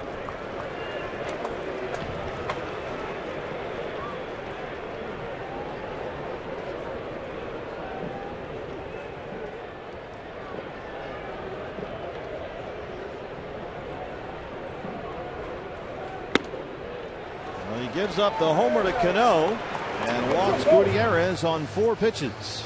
We talked about it with Montgomery on the Wellington Castillo home run. It looked like the Diamondbacks scared him out of the strike zone for a little while, and Robbie Ray that time just couldn't drive the ball down into the zone at all. I mean, he was on a tremendous roll there. 4 straight strikeouts. He got Seager looking to open the inning. Got an easy ground ball from Cruz, so quickly 2 down, but the homer by Cano, the walk to Gutierrez. And here's Trumbo, who's 2 for 2. Mike Harkey, time for a pep talk. Going to get through this 6th inning with a 3-2 lead. Keep in mind they activated Jared Saltalamacchia from the DL today.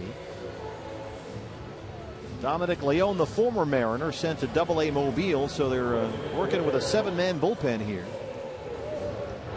Not quite as many options as we've had lately. Andrew Chafin, the left-hander, will start warming up. Mel Stottlemyre Jr., the bullpen coach out there. You've got the lefty Logan Morrison on deck.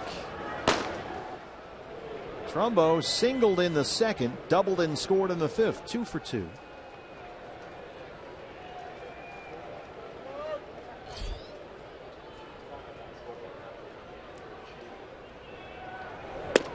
There's a strike, 1-1.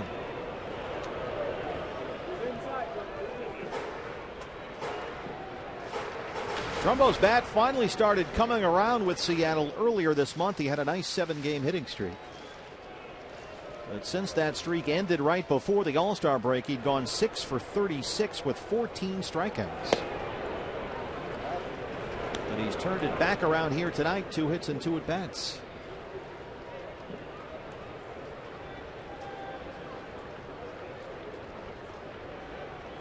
.90 pitches for Robbie Ray, 59 strikes.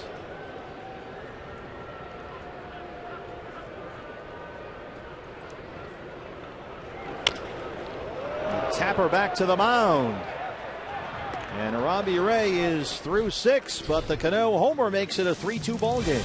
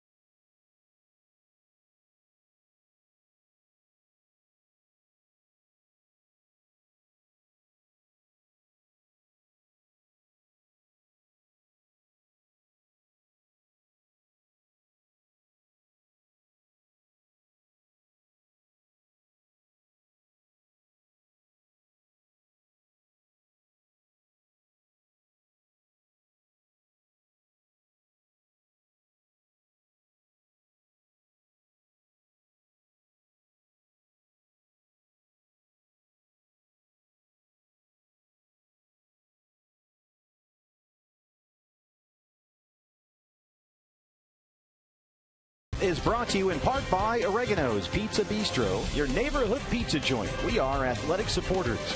And by Card Power from Arizona Federal Credit Union. Now that's the power of us.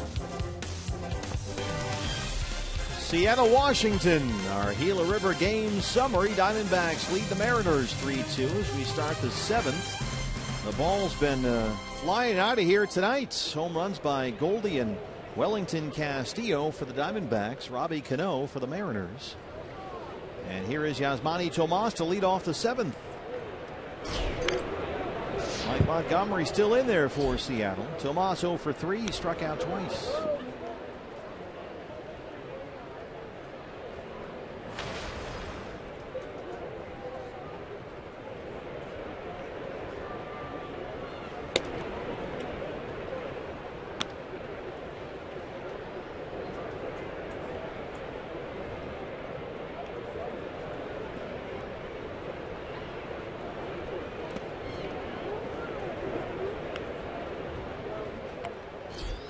Goldie had to find his spot over there. Always right up against that railing. Uses it to kind of anchor his back foot as he takes his practice swings. Bounce to third. Backs up Kyle Seager. Old Glover down there throws him out, one away. Well, Seager's really turned into a good player for them. He was a third-round pick by Seattle in '09 out of North Carolina. Last year he was an all-star, a Gold Glover. Now he's got a 7-year, $100 million contract.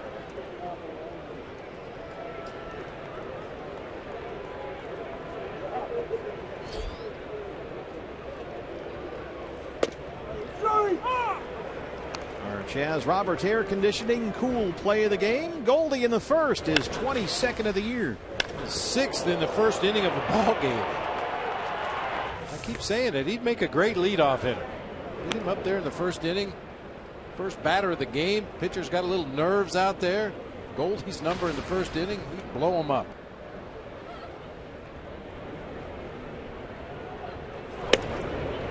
Well, depending on what Nolan Arenado did for the Rockies, Goldie may be leading the majors in RBIs.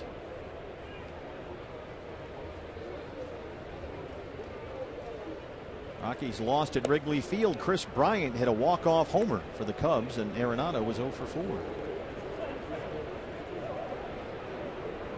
So Goldie up top in the National League in 2 of the 3 Triple Crown categories.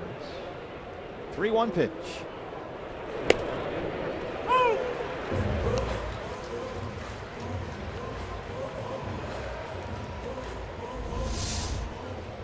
It was a strike, but it wasn't the strike Goldie was looking for, so he goes ahead and takes it. 3-2 count, no big deal to him. He's walked twice tonight. What else is new? I mean, Goldie now with a 9-game hitting streak. He's batting .435 during that streak. That includes tonight. And along the way, he's also walked 12 times. 3 of those have been intentional. Leads the major leagues in walks. Now that Goldie's on for the second time, other than the home run, he's had a good look at Mike Montgomery out there on the mound, see if he's gathered any information on that pickoff move. Certainly Dave McKay's been paying close attention to the Mariners lefty. Logan Morrison holding him on the bag at first down there. Goldie 17 for 21 in his stolen base attempts this year. With Montgomery now at 110 pitches.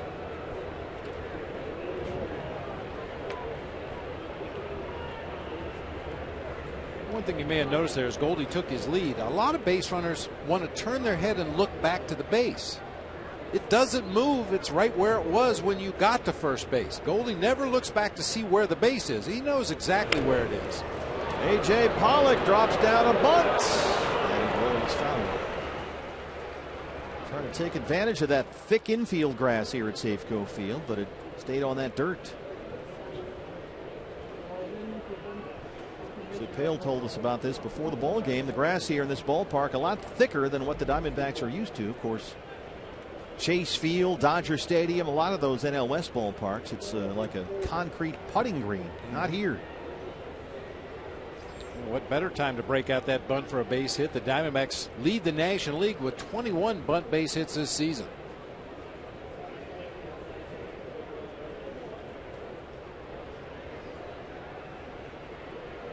One out, Goldie at first. 0-1 on A.J. Pollock.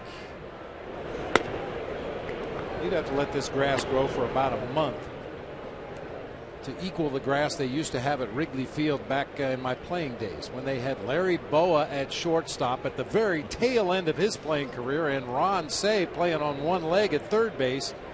Cubs let that infield grass get about, I don't know, 8 or 10 inches deep just to slow the ground balls down to give that left side of the infield a chance. One-legged Penguins don't do too well. Not too well at all. 1 and 2. I remember playing a Candlestick, and I told you before, we used to always let the grass get deep at Candlestick because we had so many split-finger pitchers. A lot of ground balls. We wanted to make sure they stayed in the infield, and it used to drive Will Clark crazy because it doesn't only slow down your opponent's ground balls, it slows down your own ground balls. And Will used to come screaming back to the dugout about 3 times a game, mow the grass.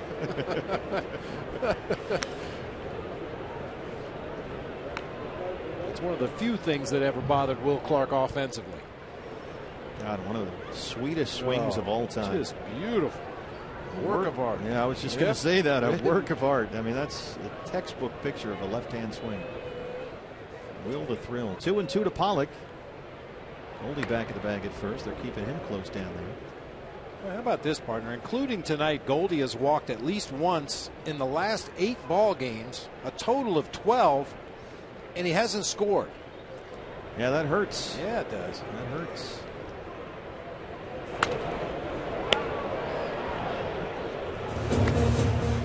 Well, it's another close ball game for the Mariners.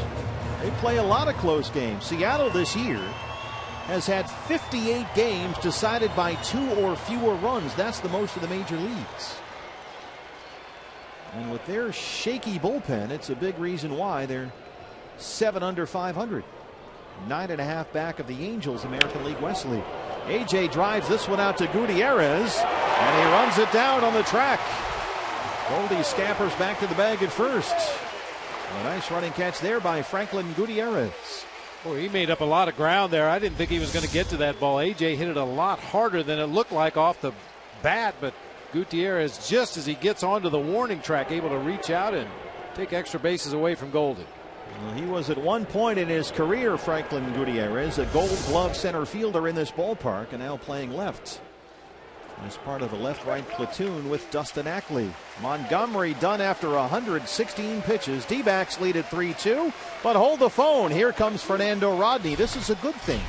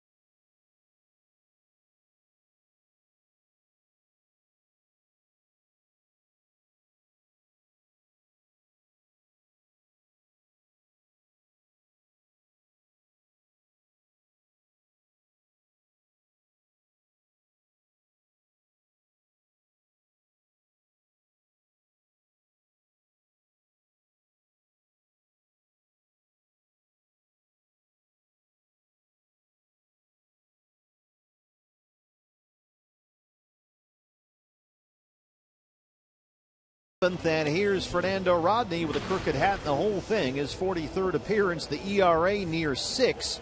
He's blown 5 saves this year, and here he is now in the 7th inning for Seattle. Well, looking at the numbers, needless to say, it hasn't gone well for Fernando Rodney this season, but it's gone especially poorly in July. His ERA of 7.27 in 10 July games. 8 2/3 innings. He surrendered 4 home runs. Mariners bullpen has really struggled here. They picked up J.C. Ramirez from the Diamondbacks earlier today for cash or future considerations. Rodney gave up a 2-run homer here to tie the game against the Blue Jays on Saturday. Aaron Hill doubled in the 3rd. He's 1 for 3. And the Boo Birds were out when he came into the ballgame. They've seen his act a lot this year. Aaron Hill has caught Fernando Rodney's act a few times. 8 previous at bats, 3 hits. That's a .375 batting average, including a homer.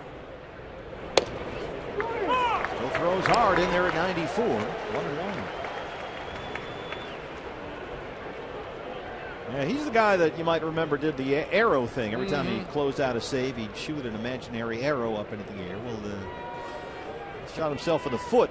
I think all the arrows have crashed down to earth. Yeah, well, lately. Aaron a little upset with himself there. 1-2. Chris Siegel called it a strike.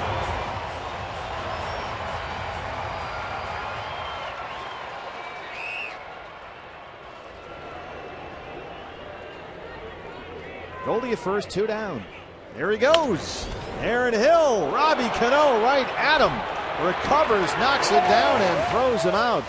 Robinson Cano, a terrific play there to end the 7th. It's stretch time at Safeco Field. The Diamondbacks lead the Mariners 3-2.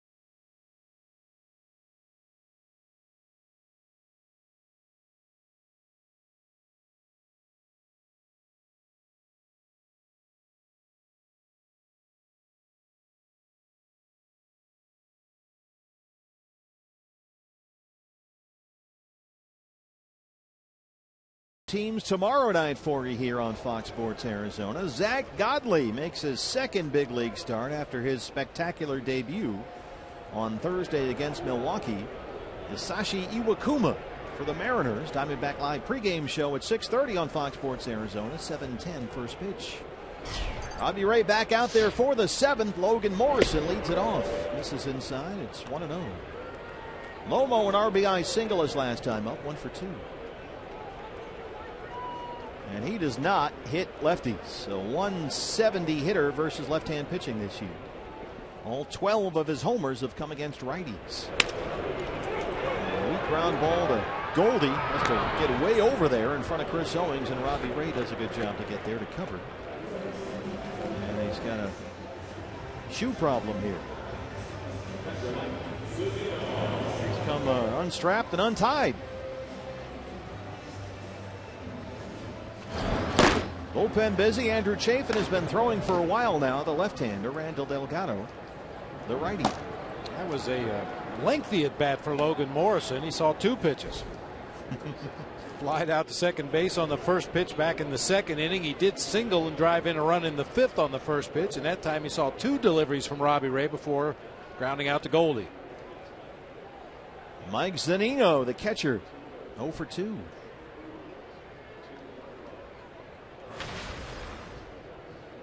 And average at 177 for the year now. He's got 9 homers.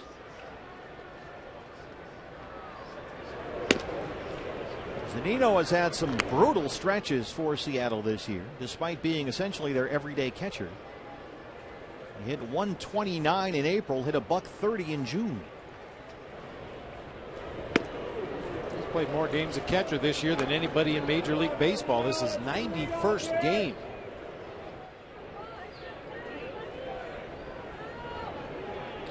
One and one. He's got a 6-game hitting streak on the line tonight, including 4 doubles. And he has credited his recent turnaround, and he's been better up there lately, to the new hitting coach. And this guy knows a thing or two about hitting. Edgar Martinez, the legendary DH, now the hitting coach here with the Mariners, and they are raving about the job he's done with the Seattle batters. And that guy, for me, I don't care where he played, he's a Hall of Famer. I've told the story about Edgar Martinez before when he was still a player for the Seattle Mariners, and we used to go over to Peoria in spring training to play against the Mariners. And went over there, and he wasn't in the lineup for the big league game. I asked around, what's the deal with Edgar? Oh, he does this 2 or 3 days a week. He'll go over to the minor league complex where they have the Cloverleaf, and they'll have 4 games going on at once, 2 A-ball clubs, a AA and a AAA. And Edgar would just walk from field to field and take at bats in every game. He'd lead off every inning he could, and that was his thing in spring training. He wanted to see as many pitches as he could. And most major leaguers will tell you if they get 40 or 50 live at bats in spring training, they're ready to go. Edgar wanted as many at bats to see as many pitches as he possibly could before breaking camp. A lot of foul balls here with Robbie Ray. Right at now 100 pitches. Trying to count every one and get him if you can through the 7th.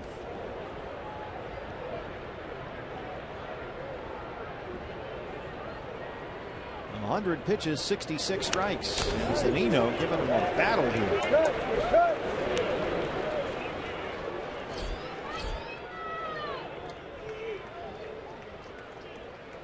Ninth pitch coming up.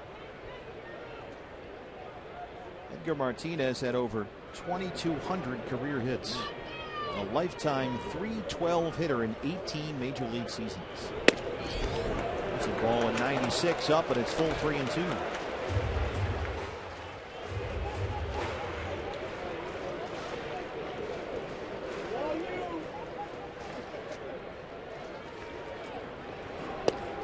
Called strike 3. He got him. 7 strikeout for Robbie Ray. 2 down. Well, what a great sequence for Robbie Ray. All fastballs to Mike Zunino until this 3-2 slider right down the heart of the plate. Now that's a put-away pitch. That is a put-away pitch. And that's the pitch they've been looking for, that slider. Especially after you throw 9 fastballs in a row. The guy fouled off 5 of them in a row before finally taking a peek at that slider for a called strike 3. Brad Miller, the shortstop. Ooh, that just missed foul. Alfonso Marquez down there, umpire at third base. Nice to see Robbie get through 7 with that lead. Either way, he's done an outstanding job tonight and continued that theme that the rotation has set here. And bounced back nicely after a rough time against the Marlins last week. He's ahead of Miller 0-2. Edgar Martinez, one more look. For me, DH is a position. I don't care if he played the field or not, Hall of Fame voters. The DH is a position, and he is one of the greatest in the game's history at his position. I would agree. He didn't make the rules, he just played by it. 7-time All-Star, .312 career hitter. He had years, 1992 he hit .343. 95 he hit .356. What makes that really remarkable is the fact he was really slow. He didn't get any infield hits. He didn't get any bunt hits. He had to work very hard to hit for that high of an average. And of course, Junior and Trevor Hoffman figure to be automatics next year at Cooperstown. Billy Wagner, his first year of eligibility. Kurt Schilling has been making incremental progress, and Edgar Martinez, to see him make more. Robbie Ray, back-to-back strikeouts to win the 7th. He's got 8 punch-outs tonight and a 3-2 lead as he walks off the mound through 7 complete innings. He rings up Zunino and he gets Miller. 3-2 Diamondbacks. We go to the 8th.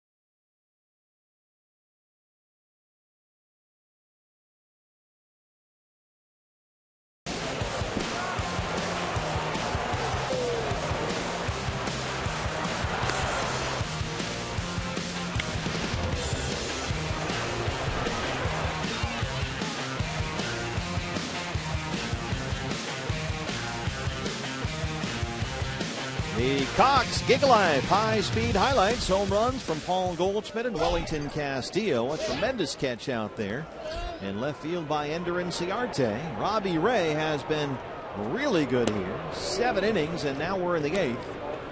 3-2 Diamondbacks. The 7th start with at least 100 pitches this year for Robbie Ray. 2 big strikeouts to end the Seattle 7th, and Castillo leads off the 8th.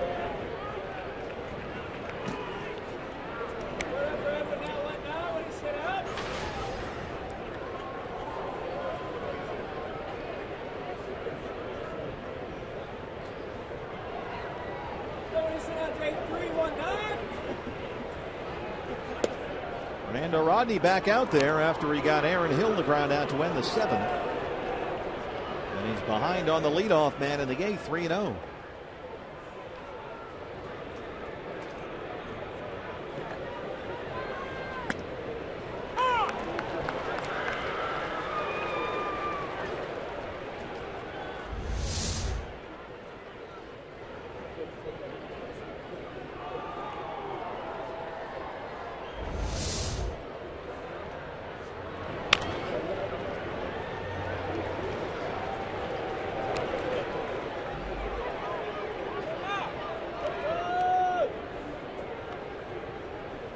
Castillo, Lamb, Owing, 6, 7, and 8 for the Diamondbacks.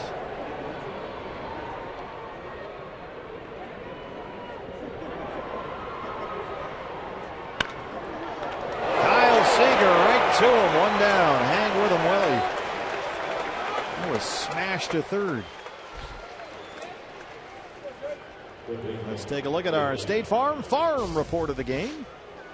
John Oman at Mobile. Last night, 8 scoreless innings, 7 hits, 6 strikeouts. And look at those numbers since he was moved up to the Bay Bears. Pitching for Robbie Hammock down there.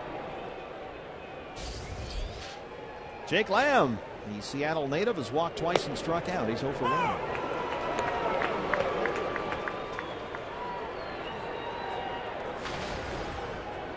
Chip Hale told us today that Jake Lamb is the calmest guy on the team, so he never knows when Jake is excited anyway. So he couldn't answer the question, is Jake happy to be here? Chip said, I don't know, I can never tell with this guy. But Chip said some guys do get kind of overamped playing back in their hometown.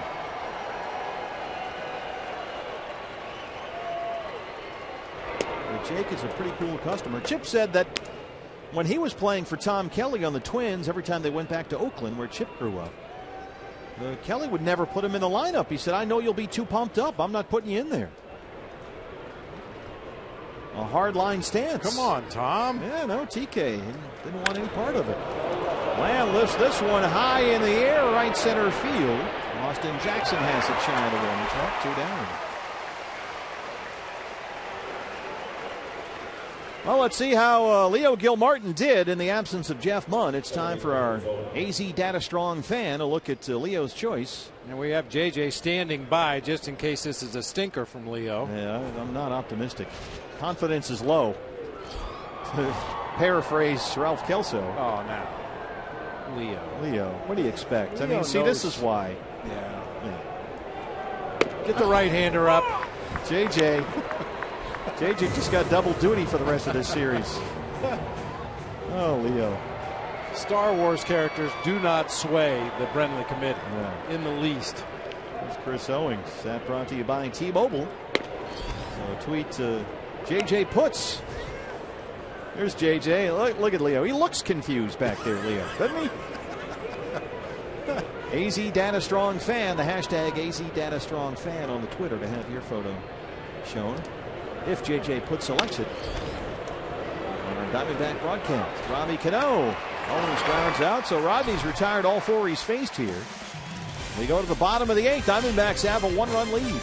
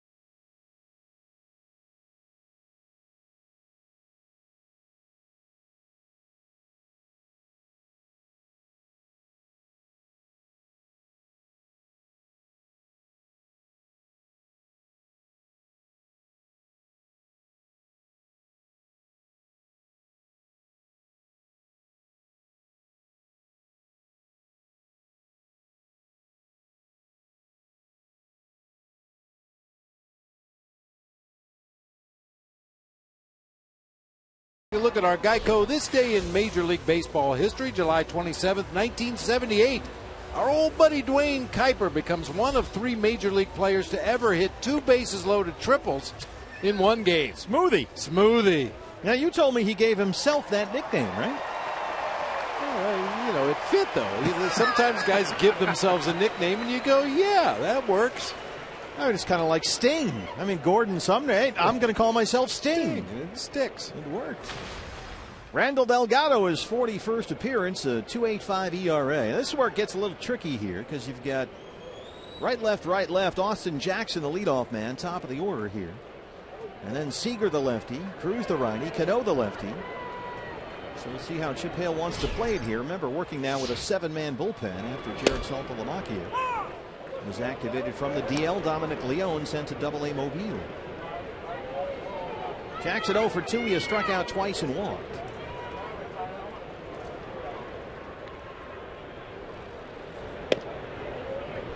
Got some left-hand bats potentially in this inning that you have to be very careful with, and Seager and Cano. And Cruz certainly in the 3-hole is no picnic from the right-hand side.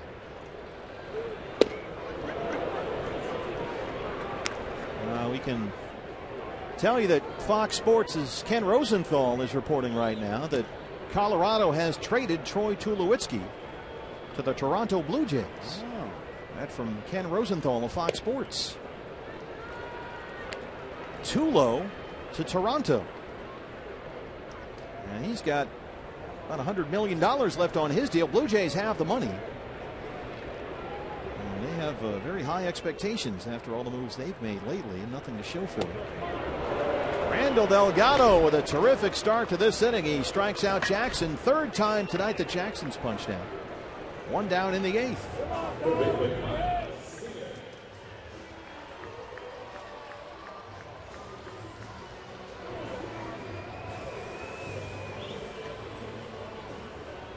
Interesting note here from the Rocky game. They lost at Chicago. Not that it means a whole lot.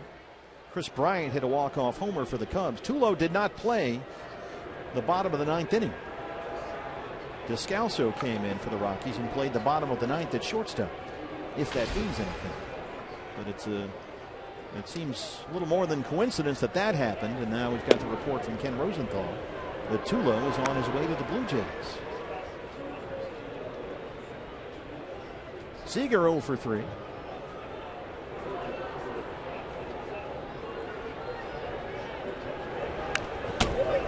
Shift is on for the Diamondbacks. They overload the right-hand side.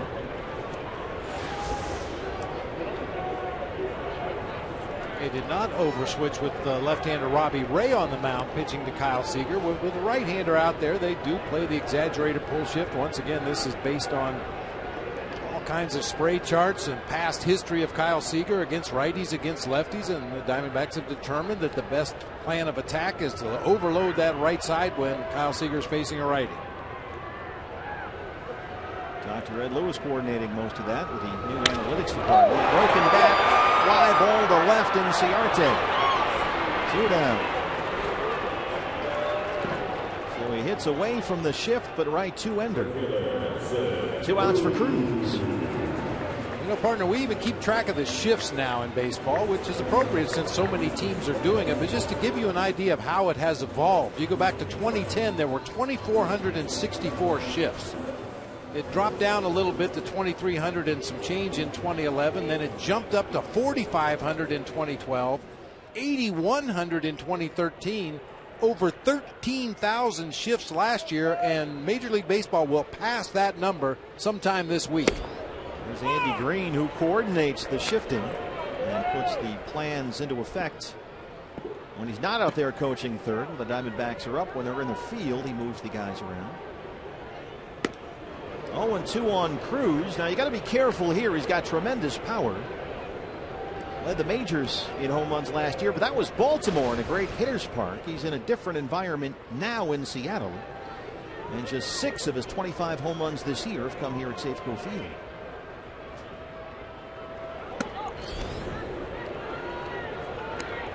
As he try and protect a 1-run lead in the 8th inning. Jay Happ, the left-hander. Warming up in the Mariner bullpen.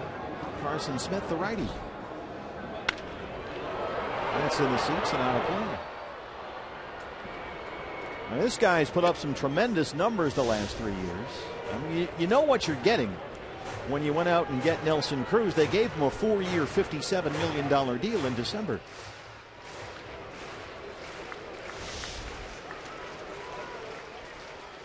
One and two. Struck him out. Randall Delgado. A 1-2 3/8 with 2 strikeouts. Facing the top of the Seattle order. He struck out Jackson, got Seager to fly out, and he punches out Cruz. We go to the 9th. It's 3-2 D-backs.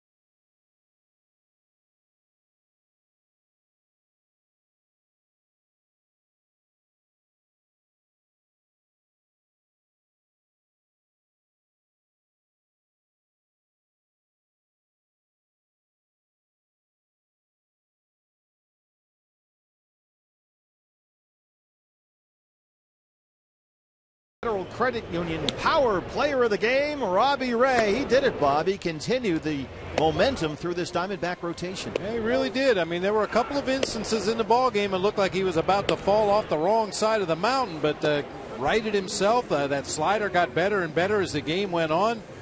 Another tremendous start by a D-back starting pitcher. Well, here's a Mariner starting pitcher, but he's on in the 9th inning. This is interesting. It's the left-hander Jay Happ. Now, this is his first relief appearance of the year. And if you're wondering, hey, what's the deal? He started on Saturday here against the Blue Jays and got blown up. He went only 1 2/3 innings.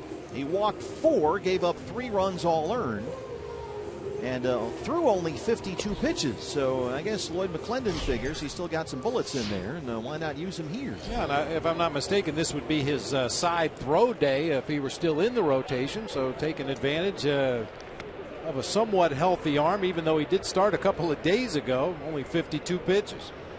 His last relief appearance was July 12th of last season. Jay Happ. Nick Ahmed leads off the 9th for the Diamondbacks. It'll be Ahmed and Ciarte Tomas, 9-1 and 2.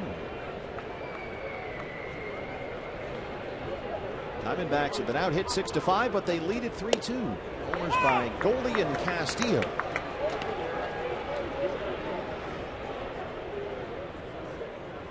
Chip Hale said before the ball game tonight that he would probably not use Brad Ziegler tonight. Brad has pitched a lot last 3 days, in fact. And when he was asked about a possible closer for tonight in just this type of situation, he mentioned both Daniel Hudson, maybe David Hernandez. And right now Hudson is up and Chafin is stopped throwing in the Diamondback bullpen. So it looks like Daniel Hudson may be the closer here tonight. We'll see. 1-1 pitch. 2 balls and a strike. There is Huddy. Of course, you got that party deck area out there, the pen, which stretches all the way from almost the left field corner way out to center field, all the way across there. The fans, it's a great spot to be a fan. You can just lean against that counter there. There's all kinds of food back there, and you're right there in the bullpen. And so is a representative of local law enforcement, just in case some of those associate pitching coaches get a little carried away. Strategically placed. Yeah, Mel Stottlemyre Jr., he doesn't need any help out there. As Ahmed strikes out.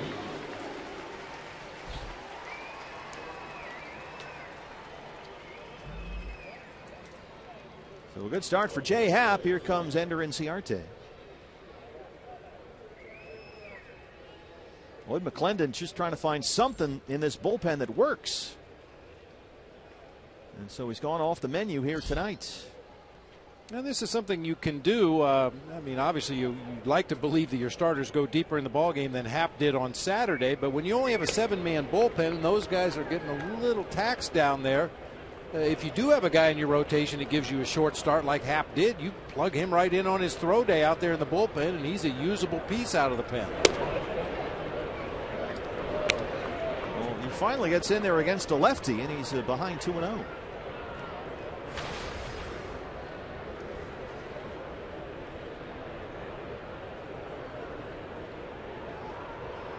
Ender's got a 6-game hit streak on the line right here.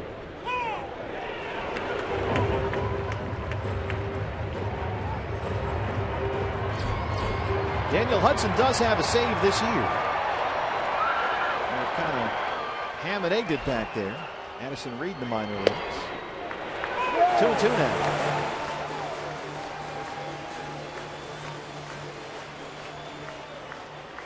Brad Ziegler has appeared in 3 straight games for the Diamondbacks. He saved the last 2, the wins over the Brewers this weekend.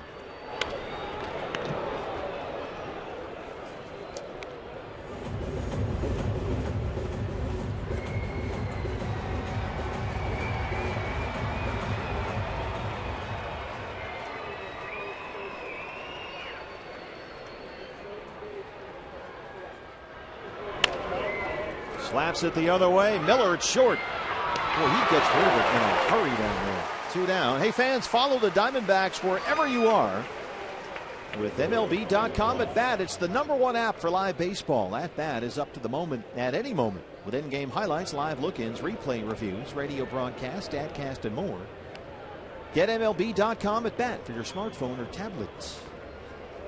If you're just joining us and you haven't checked your MLB.com at Bat app yet, you'll see that Fox Sports' Ken Rosenthal is reporting that Troy Tulowitzki has been traded to the Toronto Blue Jays. Jose Reyes and a minor leaguer, several minor leaguers in fact, going to the Rockies. So Tulo to Toronto, Jose Reyes to Colorado. Yeah, they didn't have enough power hitters there in Toronto. They need to get a shortstop that hits home runs. Manny Tomas, 0 for 4. He struck out twice. I don't know how they expect Tulo's lower body situation to play on that turf at the Rogers Center. Good of course, point. He's got those bad hips and knees and hamstrings and quads, groin. He's had terrible groin muscle problems. But that from Fox Sports' Ken Rosenthal. Reyes and minor leaguers to the Rockies in return for Troy Tulowitzki. Well, the good news for Tulo is no more home rainouts. They have a roof. Yasmani Tomas strikes out, his 3rd strikeout tonight, and Jay Happ works a 1-2-3 ninth. Daniel Hudson will be the closer. He's coming in with a 1-run lead. Here's what's next, brought to you by CenturyLink. Cano, Gutierrez, and Trumbo, 4, 5, and 6 in the Seattle 9th. D. Huddy on the way in.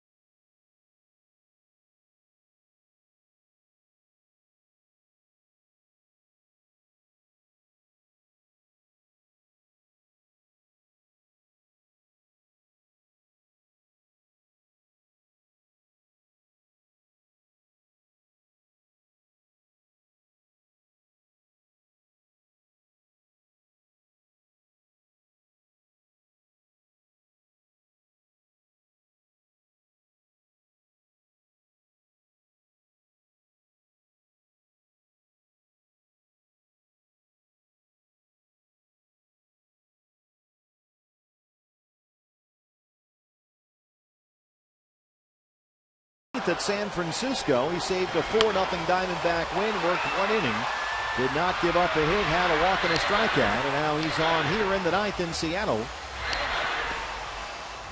Just over a month later with a 3-2 lead. Now this is interesting, Bob. You've got the left-hand hitting Robinson Cano, who's homered already in the ballgame. Leading off the inning, 2 right-handers behind him in Gutierrez and Trumbo. Chafin, the lefty, was up earlier. You've got Ali Perez back there as well. But it's Hudson, the right-hander, who will face Cano to open up the inning. Well, Ollie has some ugly numbers against Robinson Cano. Cano 5 for 14 lifetime against Oliver Perez. Yeah, personally, I think I would have started the inning with Andrew Chafin, and if he gets Robinson Cano, maybe you let him roll through Franklin Gutierrez, see how the rest of the inning goes. But I think Chip wanted Daniel Hudson to start a fresh inning, clean inning, nobody on base. Cano 2 for 3. He has singled and homered. He homered his last time up against Robbie Ray. Looks like he hung a breaking ball, and Cano just cranked it out of here. He's got an 8-game hitting streak, and during that 8-game streak, he's homered 3 times.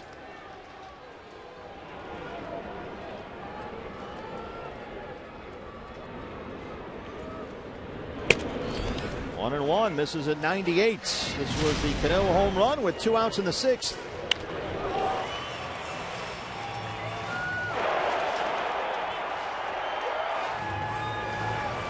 His 11th home run this year.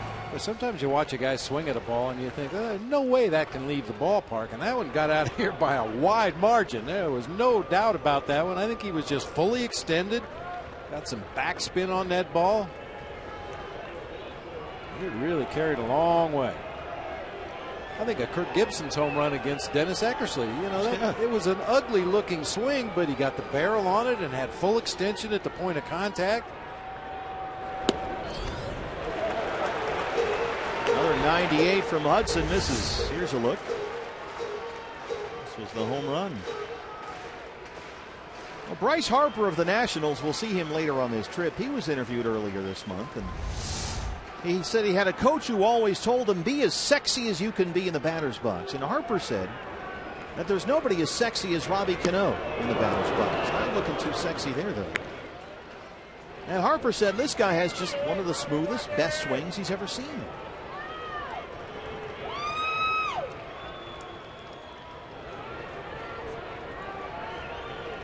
Were you sexy in the batter's box? I don't feel like I was sexy in the batter's box. 2-2. Never really crossed my mind at that particular moment. Well, it's a whole new generation.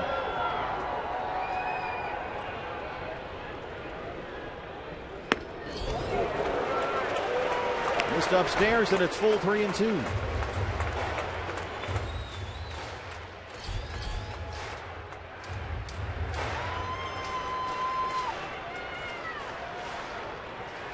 Diamondback Live postgame show follows our ball game.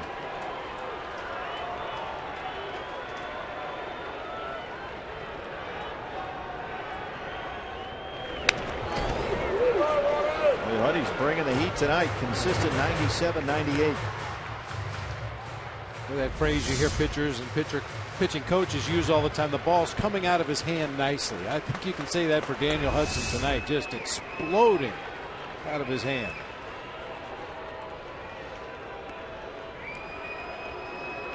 And that's usually a byproduct of everything being in sync. It's not a matter of trying to throw the ball 98 miles an hour. If you have everything in sync and your body is lined up toward your target the way it's supposed to be, that's when you get your best velocity. Didn't get the call there from Chris Siegel. And the tying runs aboard to lead off the 9th. Boy, this is some low fog. 99 miles per hour. Just below the strike zone there on the outer third of the plate. That's a tough pitch to take. Well, Franklin Gutierrez is a scheduled hitter. He hit a walk-off homer to win the game for the Mariners yesterday against Toronto. Well, he's a right-hand hitter, so you've got the left-hand hitting Seth Smith, the former Rocky and Padre, on the bench, and that's where Lloyd McClendon will go here. And Seth Smith having a very good month at the plate, hitting over .310 in July. And he will hit for Gutierrez.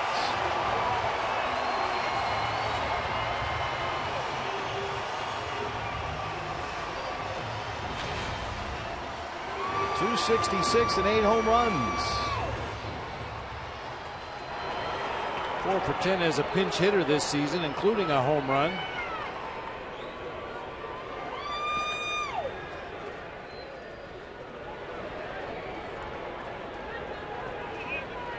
Cano at first, nobody got it.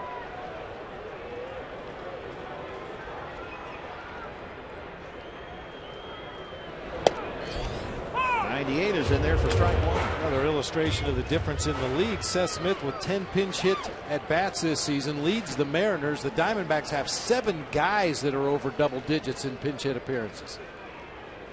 Is this the only way you usually would pinch hit in an American League game, to get the left-right? Yeah, a platoon situation where you've got a right-handed batter that maybe struggles against righties, so you have a lefty on the bench available to pinch hit for him. But yeah, that's about it. Well, he took something off that time, and he's ahead of Seth Smith, 0-2. Got away from the fastball there, and it worked.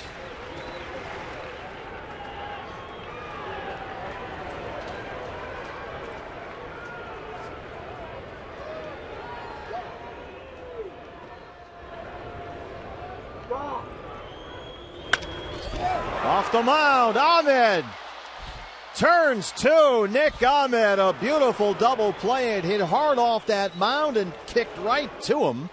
Stepped on that second base bag, and Hudson quickly has 2 outs. Nice.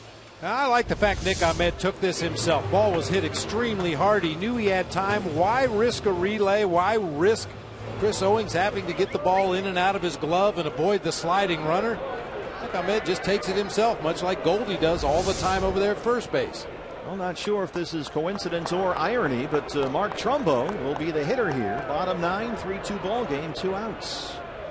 Trumbo 2 for 3, a single, a double. He scored a run tonight.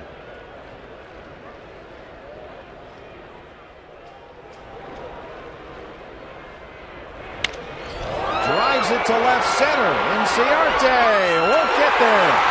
It's off the wall. Mark Trumbo, his second double tonight. And the tying run is in scoring position with 2 outs for Seattle. I'd probably see a pinch runner now for Mark Trumbo, since he does represent the potential tying run. That's the first pitch, middle of the plate fastball to a pretty good low fastball hitter. And Mark Trumbo, with his second double of the night, makes it interesting. Chris Taylor is going to come in and run for Trumbo. And now you've got the left-hand hitting Logan Morrison coming up. Chip Hale's had a lefty up in his bullpen. Taylor to run for Trumbo, and Chip is going to get Huddy right here. Oliver Perez is going to come in to face Logan Morrison with 2 outs in the bottom of the 9th and the tying run at second base. We're back after this.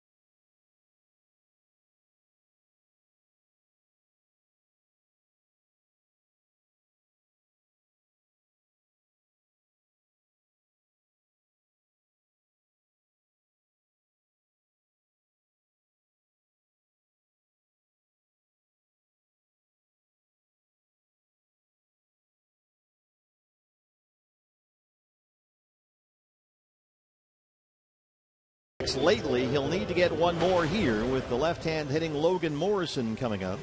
The 45th appearance of the year for Oliver Perez, a 3.42 ERA. This is just the second at bat tonight with a runner in scoring position for Seattle. The last time was following a Trumbo double in the 5th. Then it was Logan Morrison who came up and delivered an RBI single against the left-hander Robbie Ray. This was Lomo in the 5th. And so now here he is again with a runner in scoring position facing a left-hand pitcher. He's never faced Oliver Perez before in his career.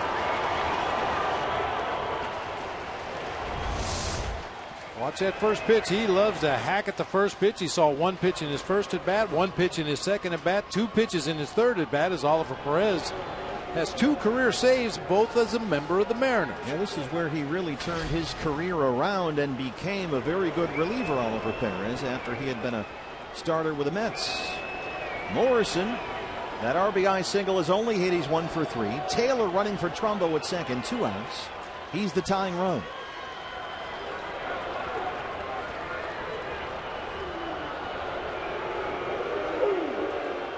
And Logan Morrison, despite that RBI single, is in a big slump right now.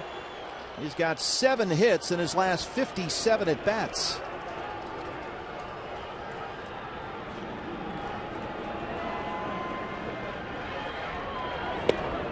Ball 1.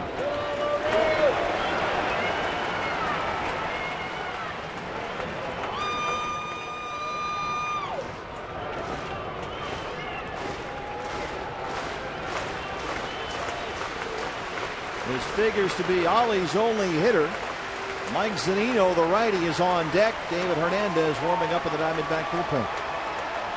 Well, 1-0 to Morrison. In there for a strike, 1-1.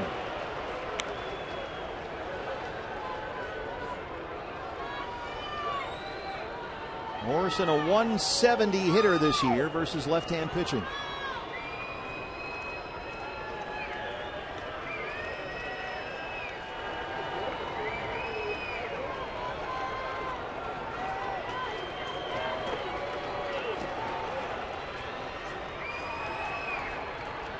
The shimmy and the shake and the whole thing, and it's 1-2. Seems like he adds something new almost every day. Every time he's out there on the mound, he comes up with a little bit of a different twist on that delivery. Well, it looked like he looked Taylor right in the eye, the runner at second base, as he was in the motion. A strike away.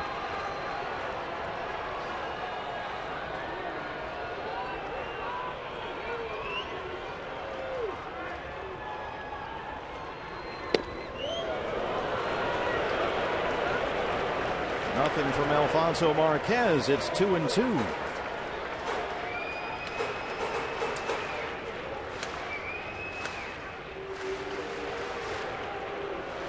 Occasionally when you see a pitcher do this, call the catcher out to the mound in a crucial situation in the ball game and a runner at second, he's just going to tell Wellington Castillo, here's what I'm going to throw on the 2-2 pitch. If I miss and it goes full, here's what I want to throw on the 3-2 pitch. And then Welly doesn't even give signs. That way there's no way that runner at second base can steal anything. 2 outs, 2 balls, 2 strikes.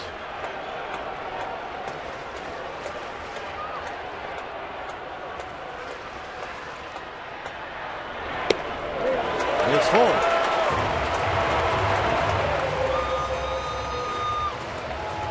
Zunino on deck.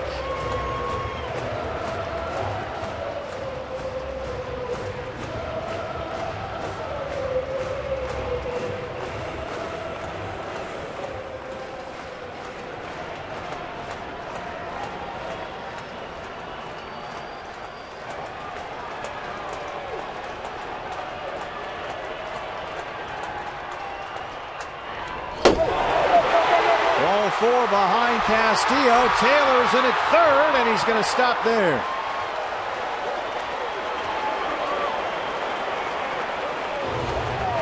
That's a walk to Morrison.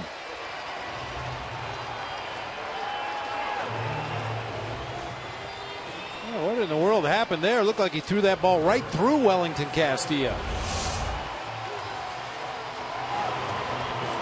It had to be a cross-up. Well, he was expecting a breaking ball low and away. Had to reach back at the very last instant. That one sailed right between the legs of home plate umpire Chris Siegel all the way to the backstop. I remember the Mariners beat the Blue Jays here yesterday afternoon on a 10th inning walk-off homer from Franklin Gutierrez, and they're sensing more drama here with a tying run at third, the winning run at first, 2 outs, and Zunino the hitter. Hernandez is ready, the right-hander. Fans are making some noise here. Mike Harkey.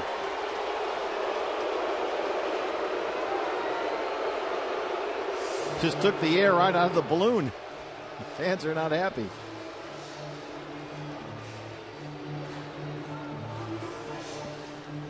Well, you've got the righty ready. You've got the righty coming up here. Zunino tonight 0 for 3. He has struck out twice his last 2 at-bats. Chris Siegel out to break this up. And Oliver Perez this season has been much better against lefties. 193 average. Righties hitting nearly 100 points higher. And for Zunino, he's about a 170 hitter against right-handed pitching, 227 against lefties.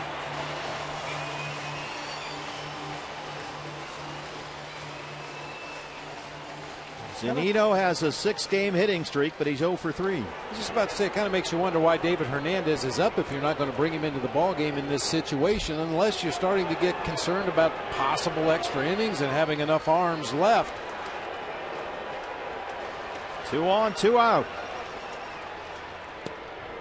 There's the strike, 0-1.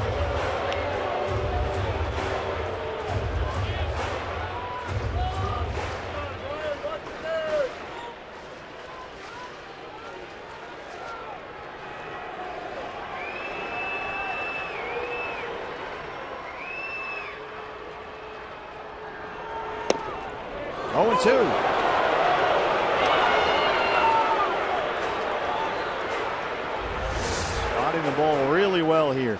This is the 12th 0-2 count in the ball game by a Diamondbacks pitcher. Look at those locations right there.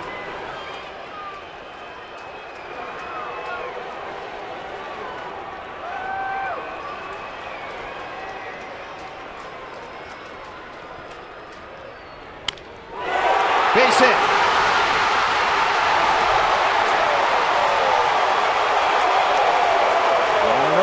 Pitch with 2 outs. The Mariners tie the ball game. And now the winning run is at second.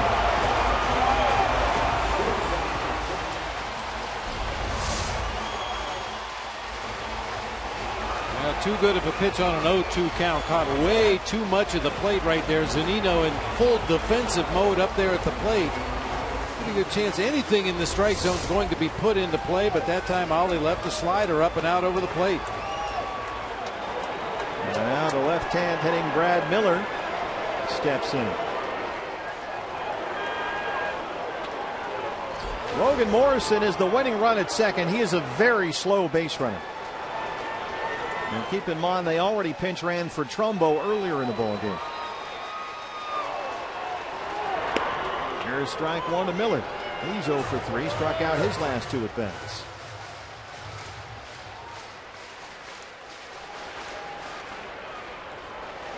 Wild pitch. Could be big. I mean, we don't know that Taylor could have scored from second base on that base hit into the outfield, but we know he can from third. In the air, right center. A.J. Pollock has it. And the Mariners strand 2, but they get 1, and it's a big one. We go to extra innings in Seattle, 3-3.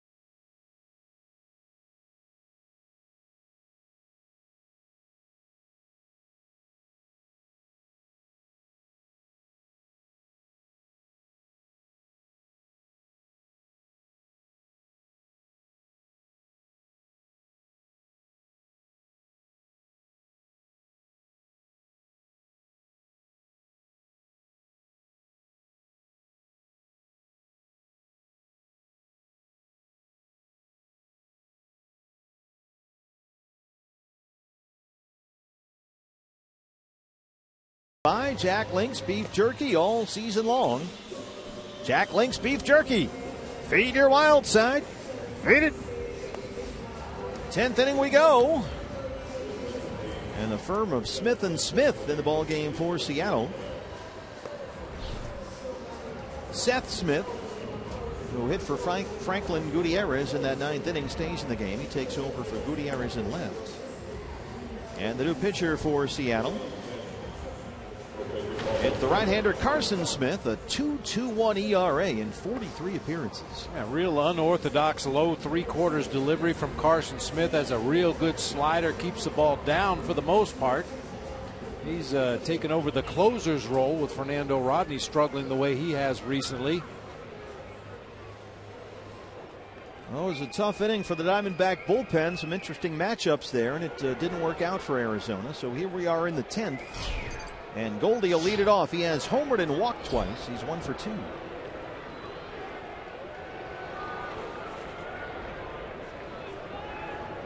Both of these guys played collegiately at Texas State, not together, but they are both Texas State Bobcats.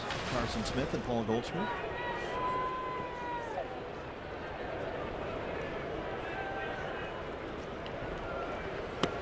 Goldie's home run came back in the first inning. It was his 22nd of the year. A solo shot.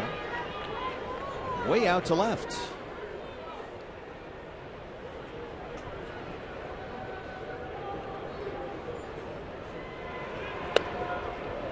(3-0). Will certainly take a leadoff base runner here. Goldie's already walked twice tonight.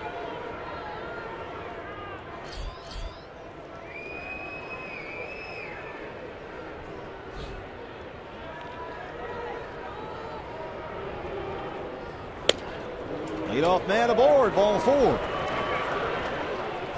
The Major League's walks leader walks for the 3rd time.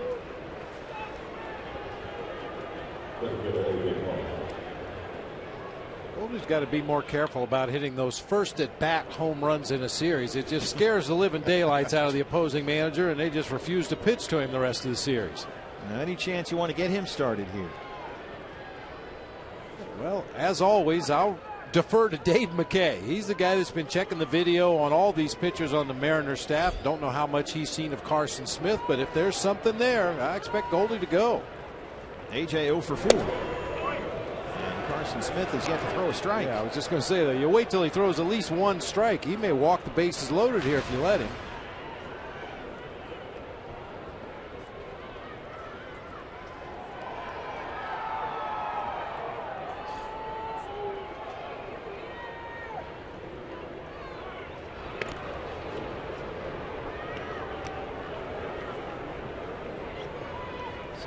For 21 this year, Paul Goldschmidt. I mentioned in the ball game before, in his last 12 walks, Goldie has not come around to score. That was number 13, lucky 13. He holds it first, and there's a strike for Smith. 1-1.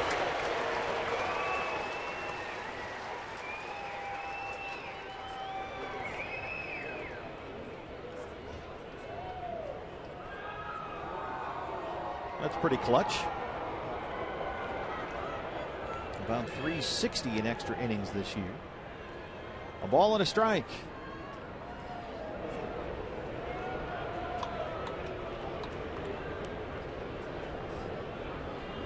And if you're just joining us, you might not have heard the news. Fox Sports' Ken Rosenthal reporting that Troy Tulowitzki has been traded to the Toronto Blue Jays.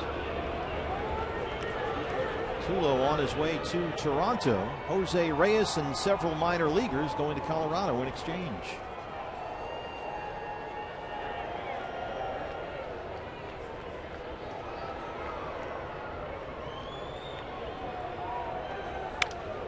I think you're right, Bob. I think Tulo may have demanded a trade to a ballpark with a roof after what they've been through in Denver this year.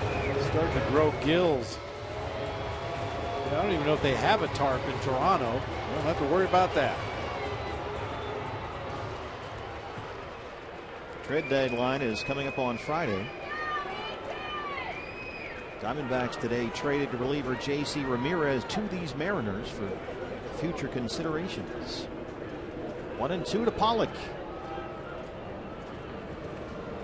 He's real worried about Goldie down there. And the Mariners playing no doubles defense in the outfield. Everybody has backed up 4 or 5 steps from their normal position. And we talked about that thick grass in the outfield. If AJ would happen to roll one through the infield, Goldie should easily be able to advance first to third. And they are way back there. Their backs to the warning track. A big outfield here, especially in left center. Called strike 3. He dropped it in there on Pollock, 1 down in the 10th.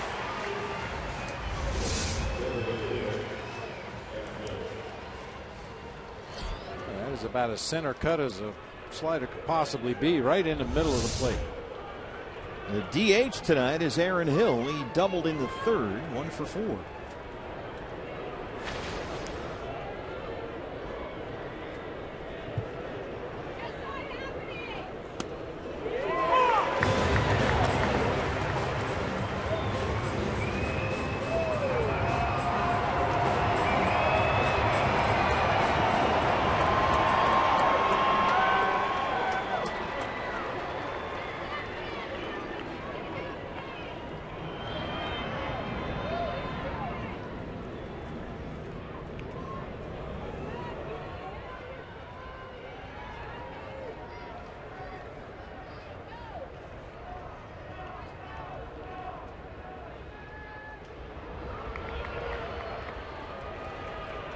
This is when pitchers make mistakes. They get a little distracted, start worrying too much about that runner at first base, make a mistake to the hitter.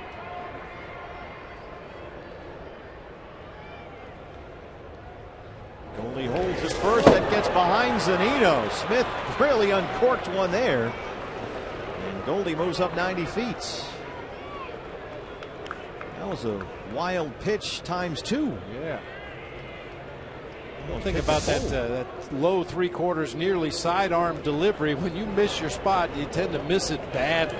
Really pulled that one over in the left-handed batter's box all the way to the backstop. Mariners took advantage of a Diamondbacks wild pitch in the bottom half of the ninth. See if the D-backs can take advantage of that wild pitch. 10 pitches for Smith, just 4 strikes. 1-1 to Aaron Hill. Almost did it that time again. A bouncer in the left-hand batter's box.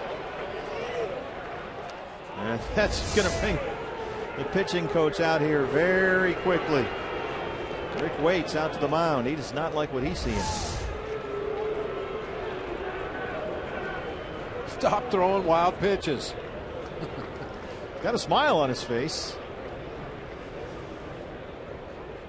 Well, look at Rick Waits. You were going to cast a Western and you pull in front of the saloon and ask him which way they'd go. He'd be the guy that just point that way.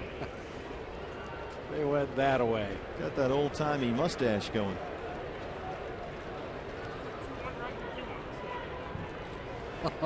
There you go, partner. It's been suggested from the truck that he looks a little like Bernie Brewer. Good call. 2 balls, 1 strike. 3-1.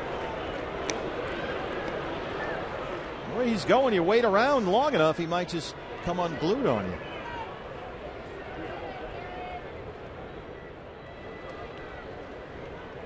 A walk and a wild pitch has Goldie at second. 1 out, 3-1 to Aaron Hill. That's in there, 93.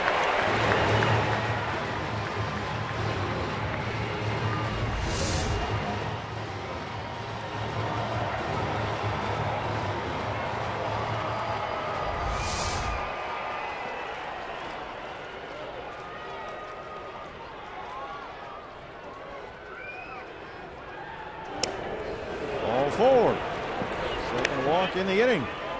He's got 2 walks and a strikeout so far. That's a walk you really don't mind that much. It sets up the double play once again, put runners at first and second base. Really the only guy the Mariners are worried about right now is Paul Goldschmidt at second. But if Wellington Castillo's been paying attention, this is his homer back in the second inning. Hopefully he'll be able to do this again. But Smith hasn't been close to the zone other than the A.J. Pollock called 3rd strike. That's the only slider he's thrown close to the strike zone.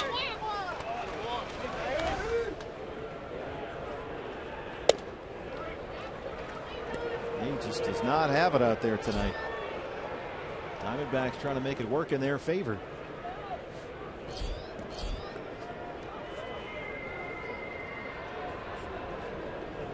How about that ratio?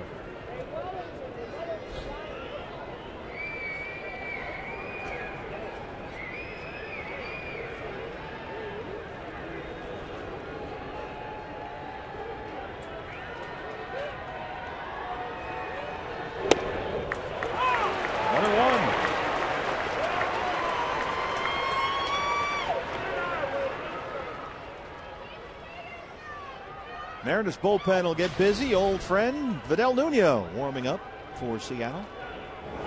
Acquired in the Wellington Castillo deal along with Mark Trumbo. Not again. Looks like the same spot. Just got hit on that same elbow. And here we go again. You could hear him from up here.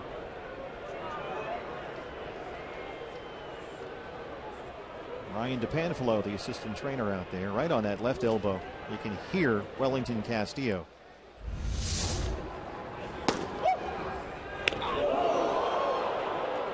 He's got that armor on there, the padding anyway. Same spot.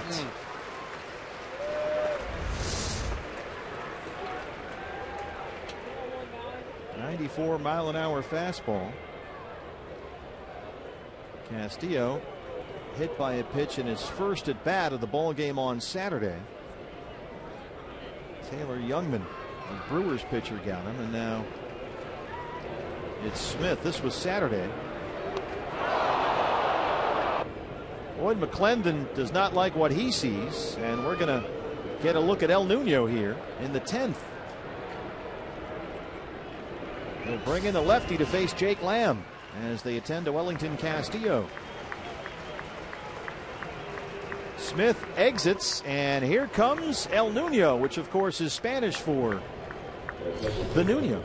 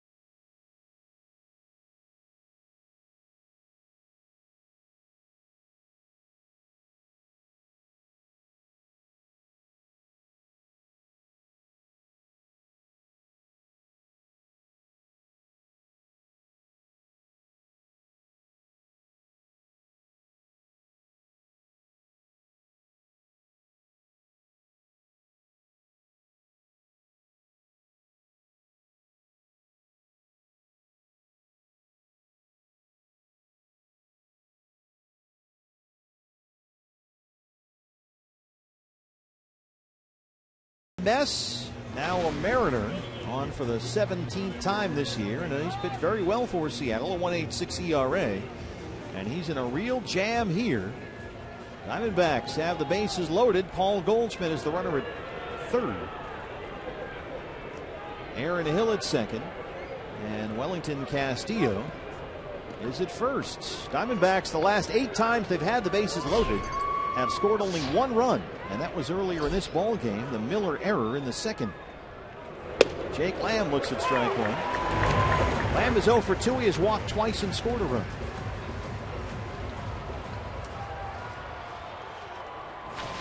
D-backs have not been able to take advantage of these situations lately.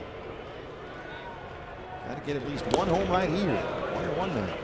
Yeah, so far tonight, the Diamondbacks 1 for 7 with runners in scoring position. They've left 8 guys on base. Well, that won't mean a thing if Jake Lamb can come up with a big knock right here. The Seattle native in front of a whole lot of friends and family at Safeco Field tonight, Jake Lamb. Lifts it in the air, not real deep, left center. Jackson, here comes Goldie. Here's the throw, and it is not in time. It gets away from Zunino. The runners move up, and it's 4-3 Diamondbacks. Jake Lamb back in the old hometown, an extra innings RBI, and it's 4-3 Arizona. Good base running by the trail runners right there. Obviously, the plays at the plate. Austin Jackson lost a handle momentarily. That eliminated any chance of getting Goldie at the plate. And as I mentioned, great base running by the trail runners to see the throw was not going to be able to be cut off. Everybody moves up 90 feet. Second and third, 2 outs for Chris Owings, who singled in the second.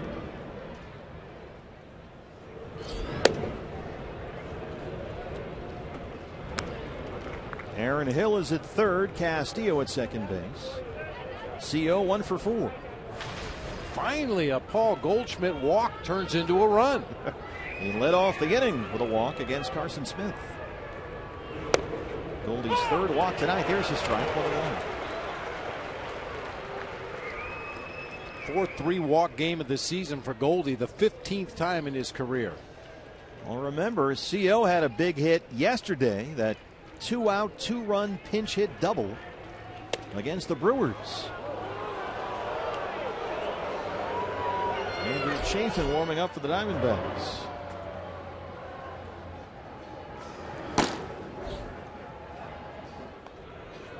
Chris up in another big spot right now. 2-1. 3-1. Yeah.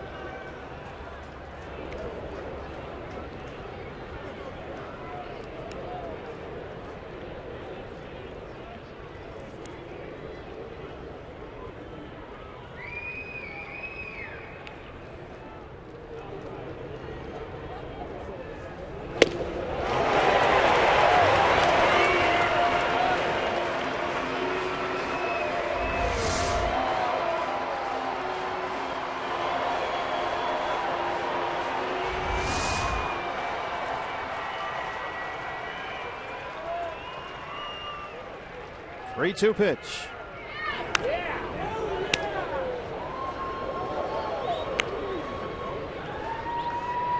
El Nuno's a kitchen sink guy up there. He'll throw everything at you but the rosin pad. Hill at third, Castillo at second, 2 down.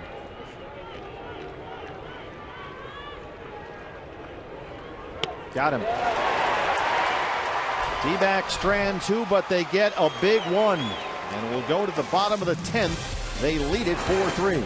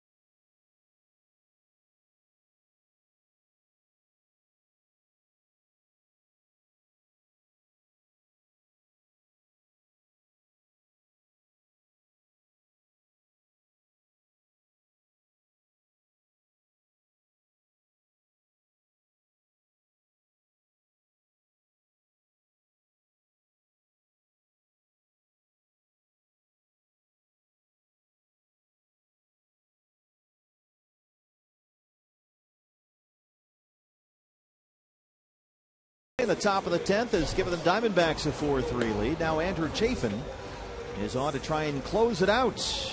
Andrew has one save this year. It was a 3-inning save. That was on June 21st, a 7-2 win over the Padres at Chase Field. His 40th appearance this year, a 2.79 ERA. He'll work to the top of the Mariner order. Jackson, Seager, Cruz, 1, 2, and 3. Jared Saltalamacchia checks in for Wellington Castillo. Salty activated today off the DL. Castillo hit in that left elbow for the second time in 3 games. So a new battery here for the Diamondbacks as we start the home half of the 10th. Yeah, bruise on top of a bruise. Man, got a feel for Welly. He took a foul ball off his right shoulder earlier in the ball game. He's been nursing that bad hamstring. Plunked on the left elbow twice. Been a rough week. I bet. Salty has not played since July 11th, so it's been a while. He's been on the DL with that strained left neck.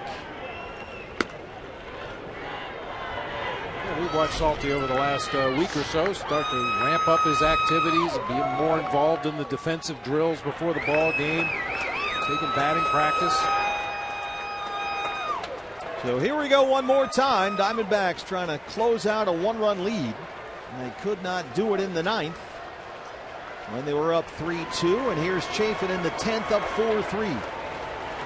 Jackson 0 for 3. He has struck out 3 times. His last 3 times up, in fact. And there's ball 1.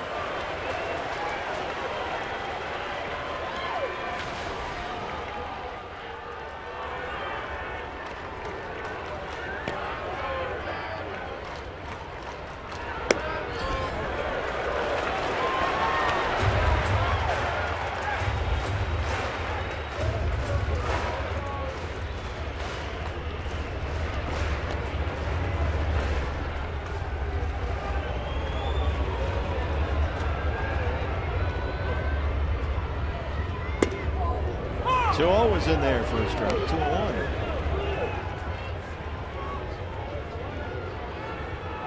Jackson homered here yesterday in Seattle's extra inning win over the Blue Jays.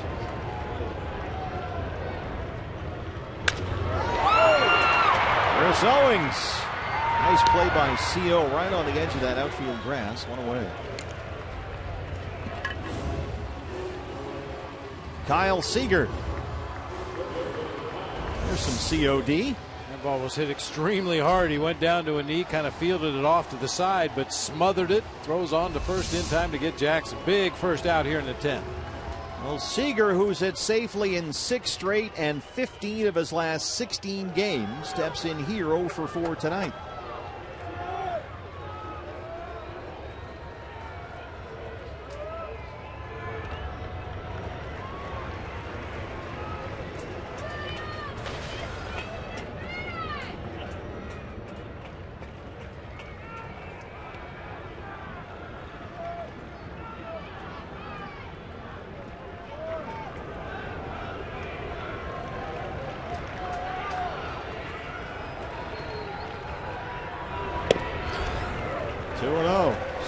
A guy who does hit left-hand pitching. Close to .330 versus lefties this year. That includes 6 home runs.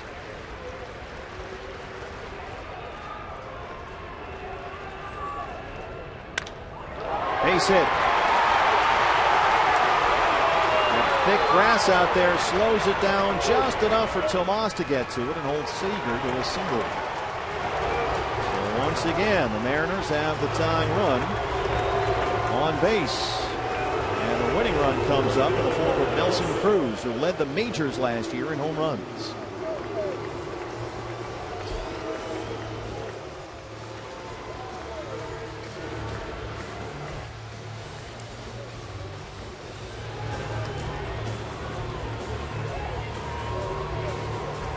Cruz tonight 1 for 4, a single in the first. He struck out his last time up against Randall Delgado.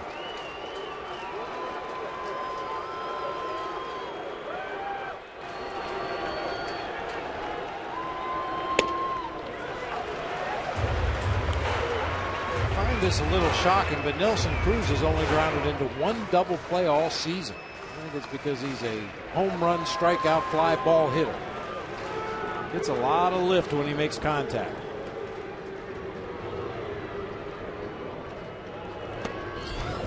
Well, Logan Morrison was talking about Nelson Cruz's swing, and Lomo said his swing path is a perfect C.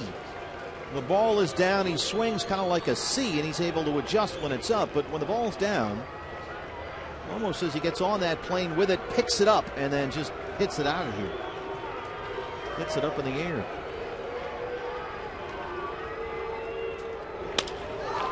A little chopper to third. Jake Lamb, a nice play. Seager moves up 2 down.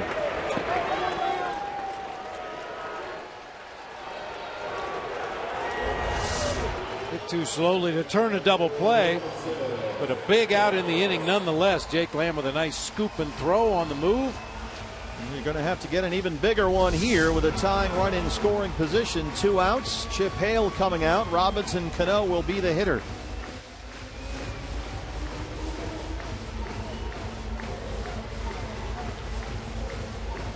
You've got first base open if you want.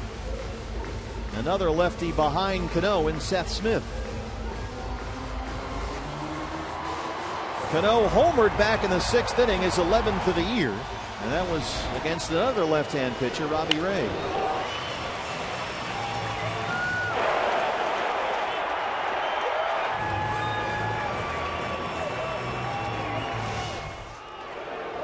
And they're not going to mess around with Robbie Cano.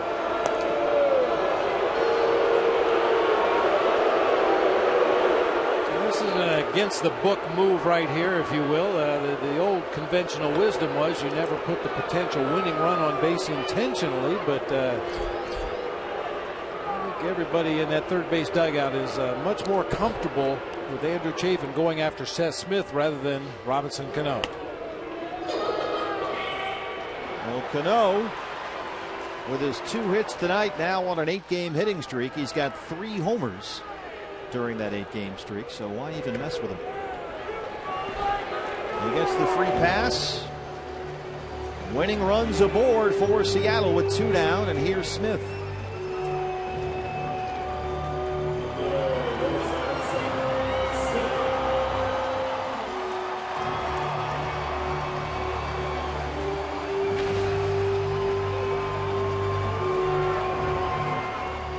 This guy's a pretty good professional hitter up there from either side.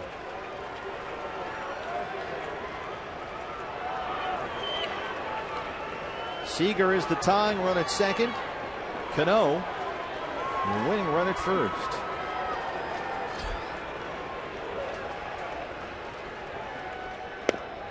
Ball 1.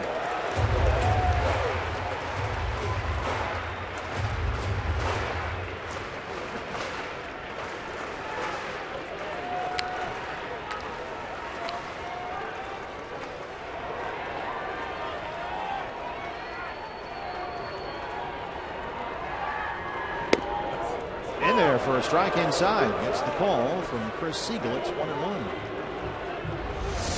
The breaking ball just didn't really take much break, but enough to get close to that inside corner and get the call from the home plate umpire.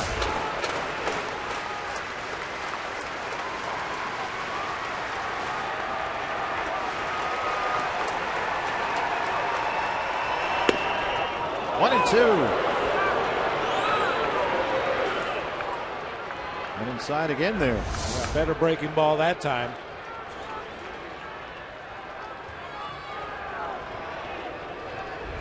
Andrew Chafin looking for his 2nd career save in the major leagues. 1-2 on Seth Smith. Got him, and the Diamondbacks win it 4-3-10. They've won 3 in a row, and a good start to this long road trip. Really good start. Always good to go into an opposing team's home field and win the first game of the series. Didn't exactly bust out the offense tonight. They did have 5 base hits, but they got them at the right time, including the home run by Goldie in the first inning.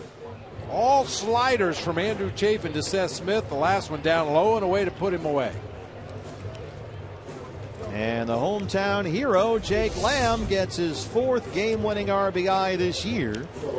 A sac fly off old friend Vidal Nuno in the top of the 10th proves to be the difference in a 4-3 Diamondback win.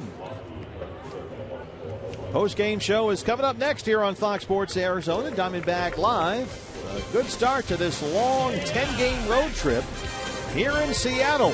Goldie homered in the first, Castillo in the second, and Chafin shuts the door in the 10th. 4-3 Diamondbacks. Back with a whole lot more from Safeco Field in Seattle right after this.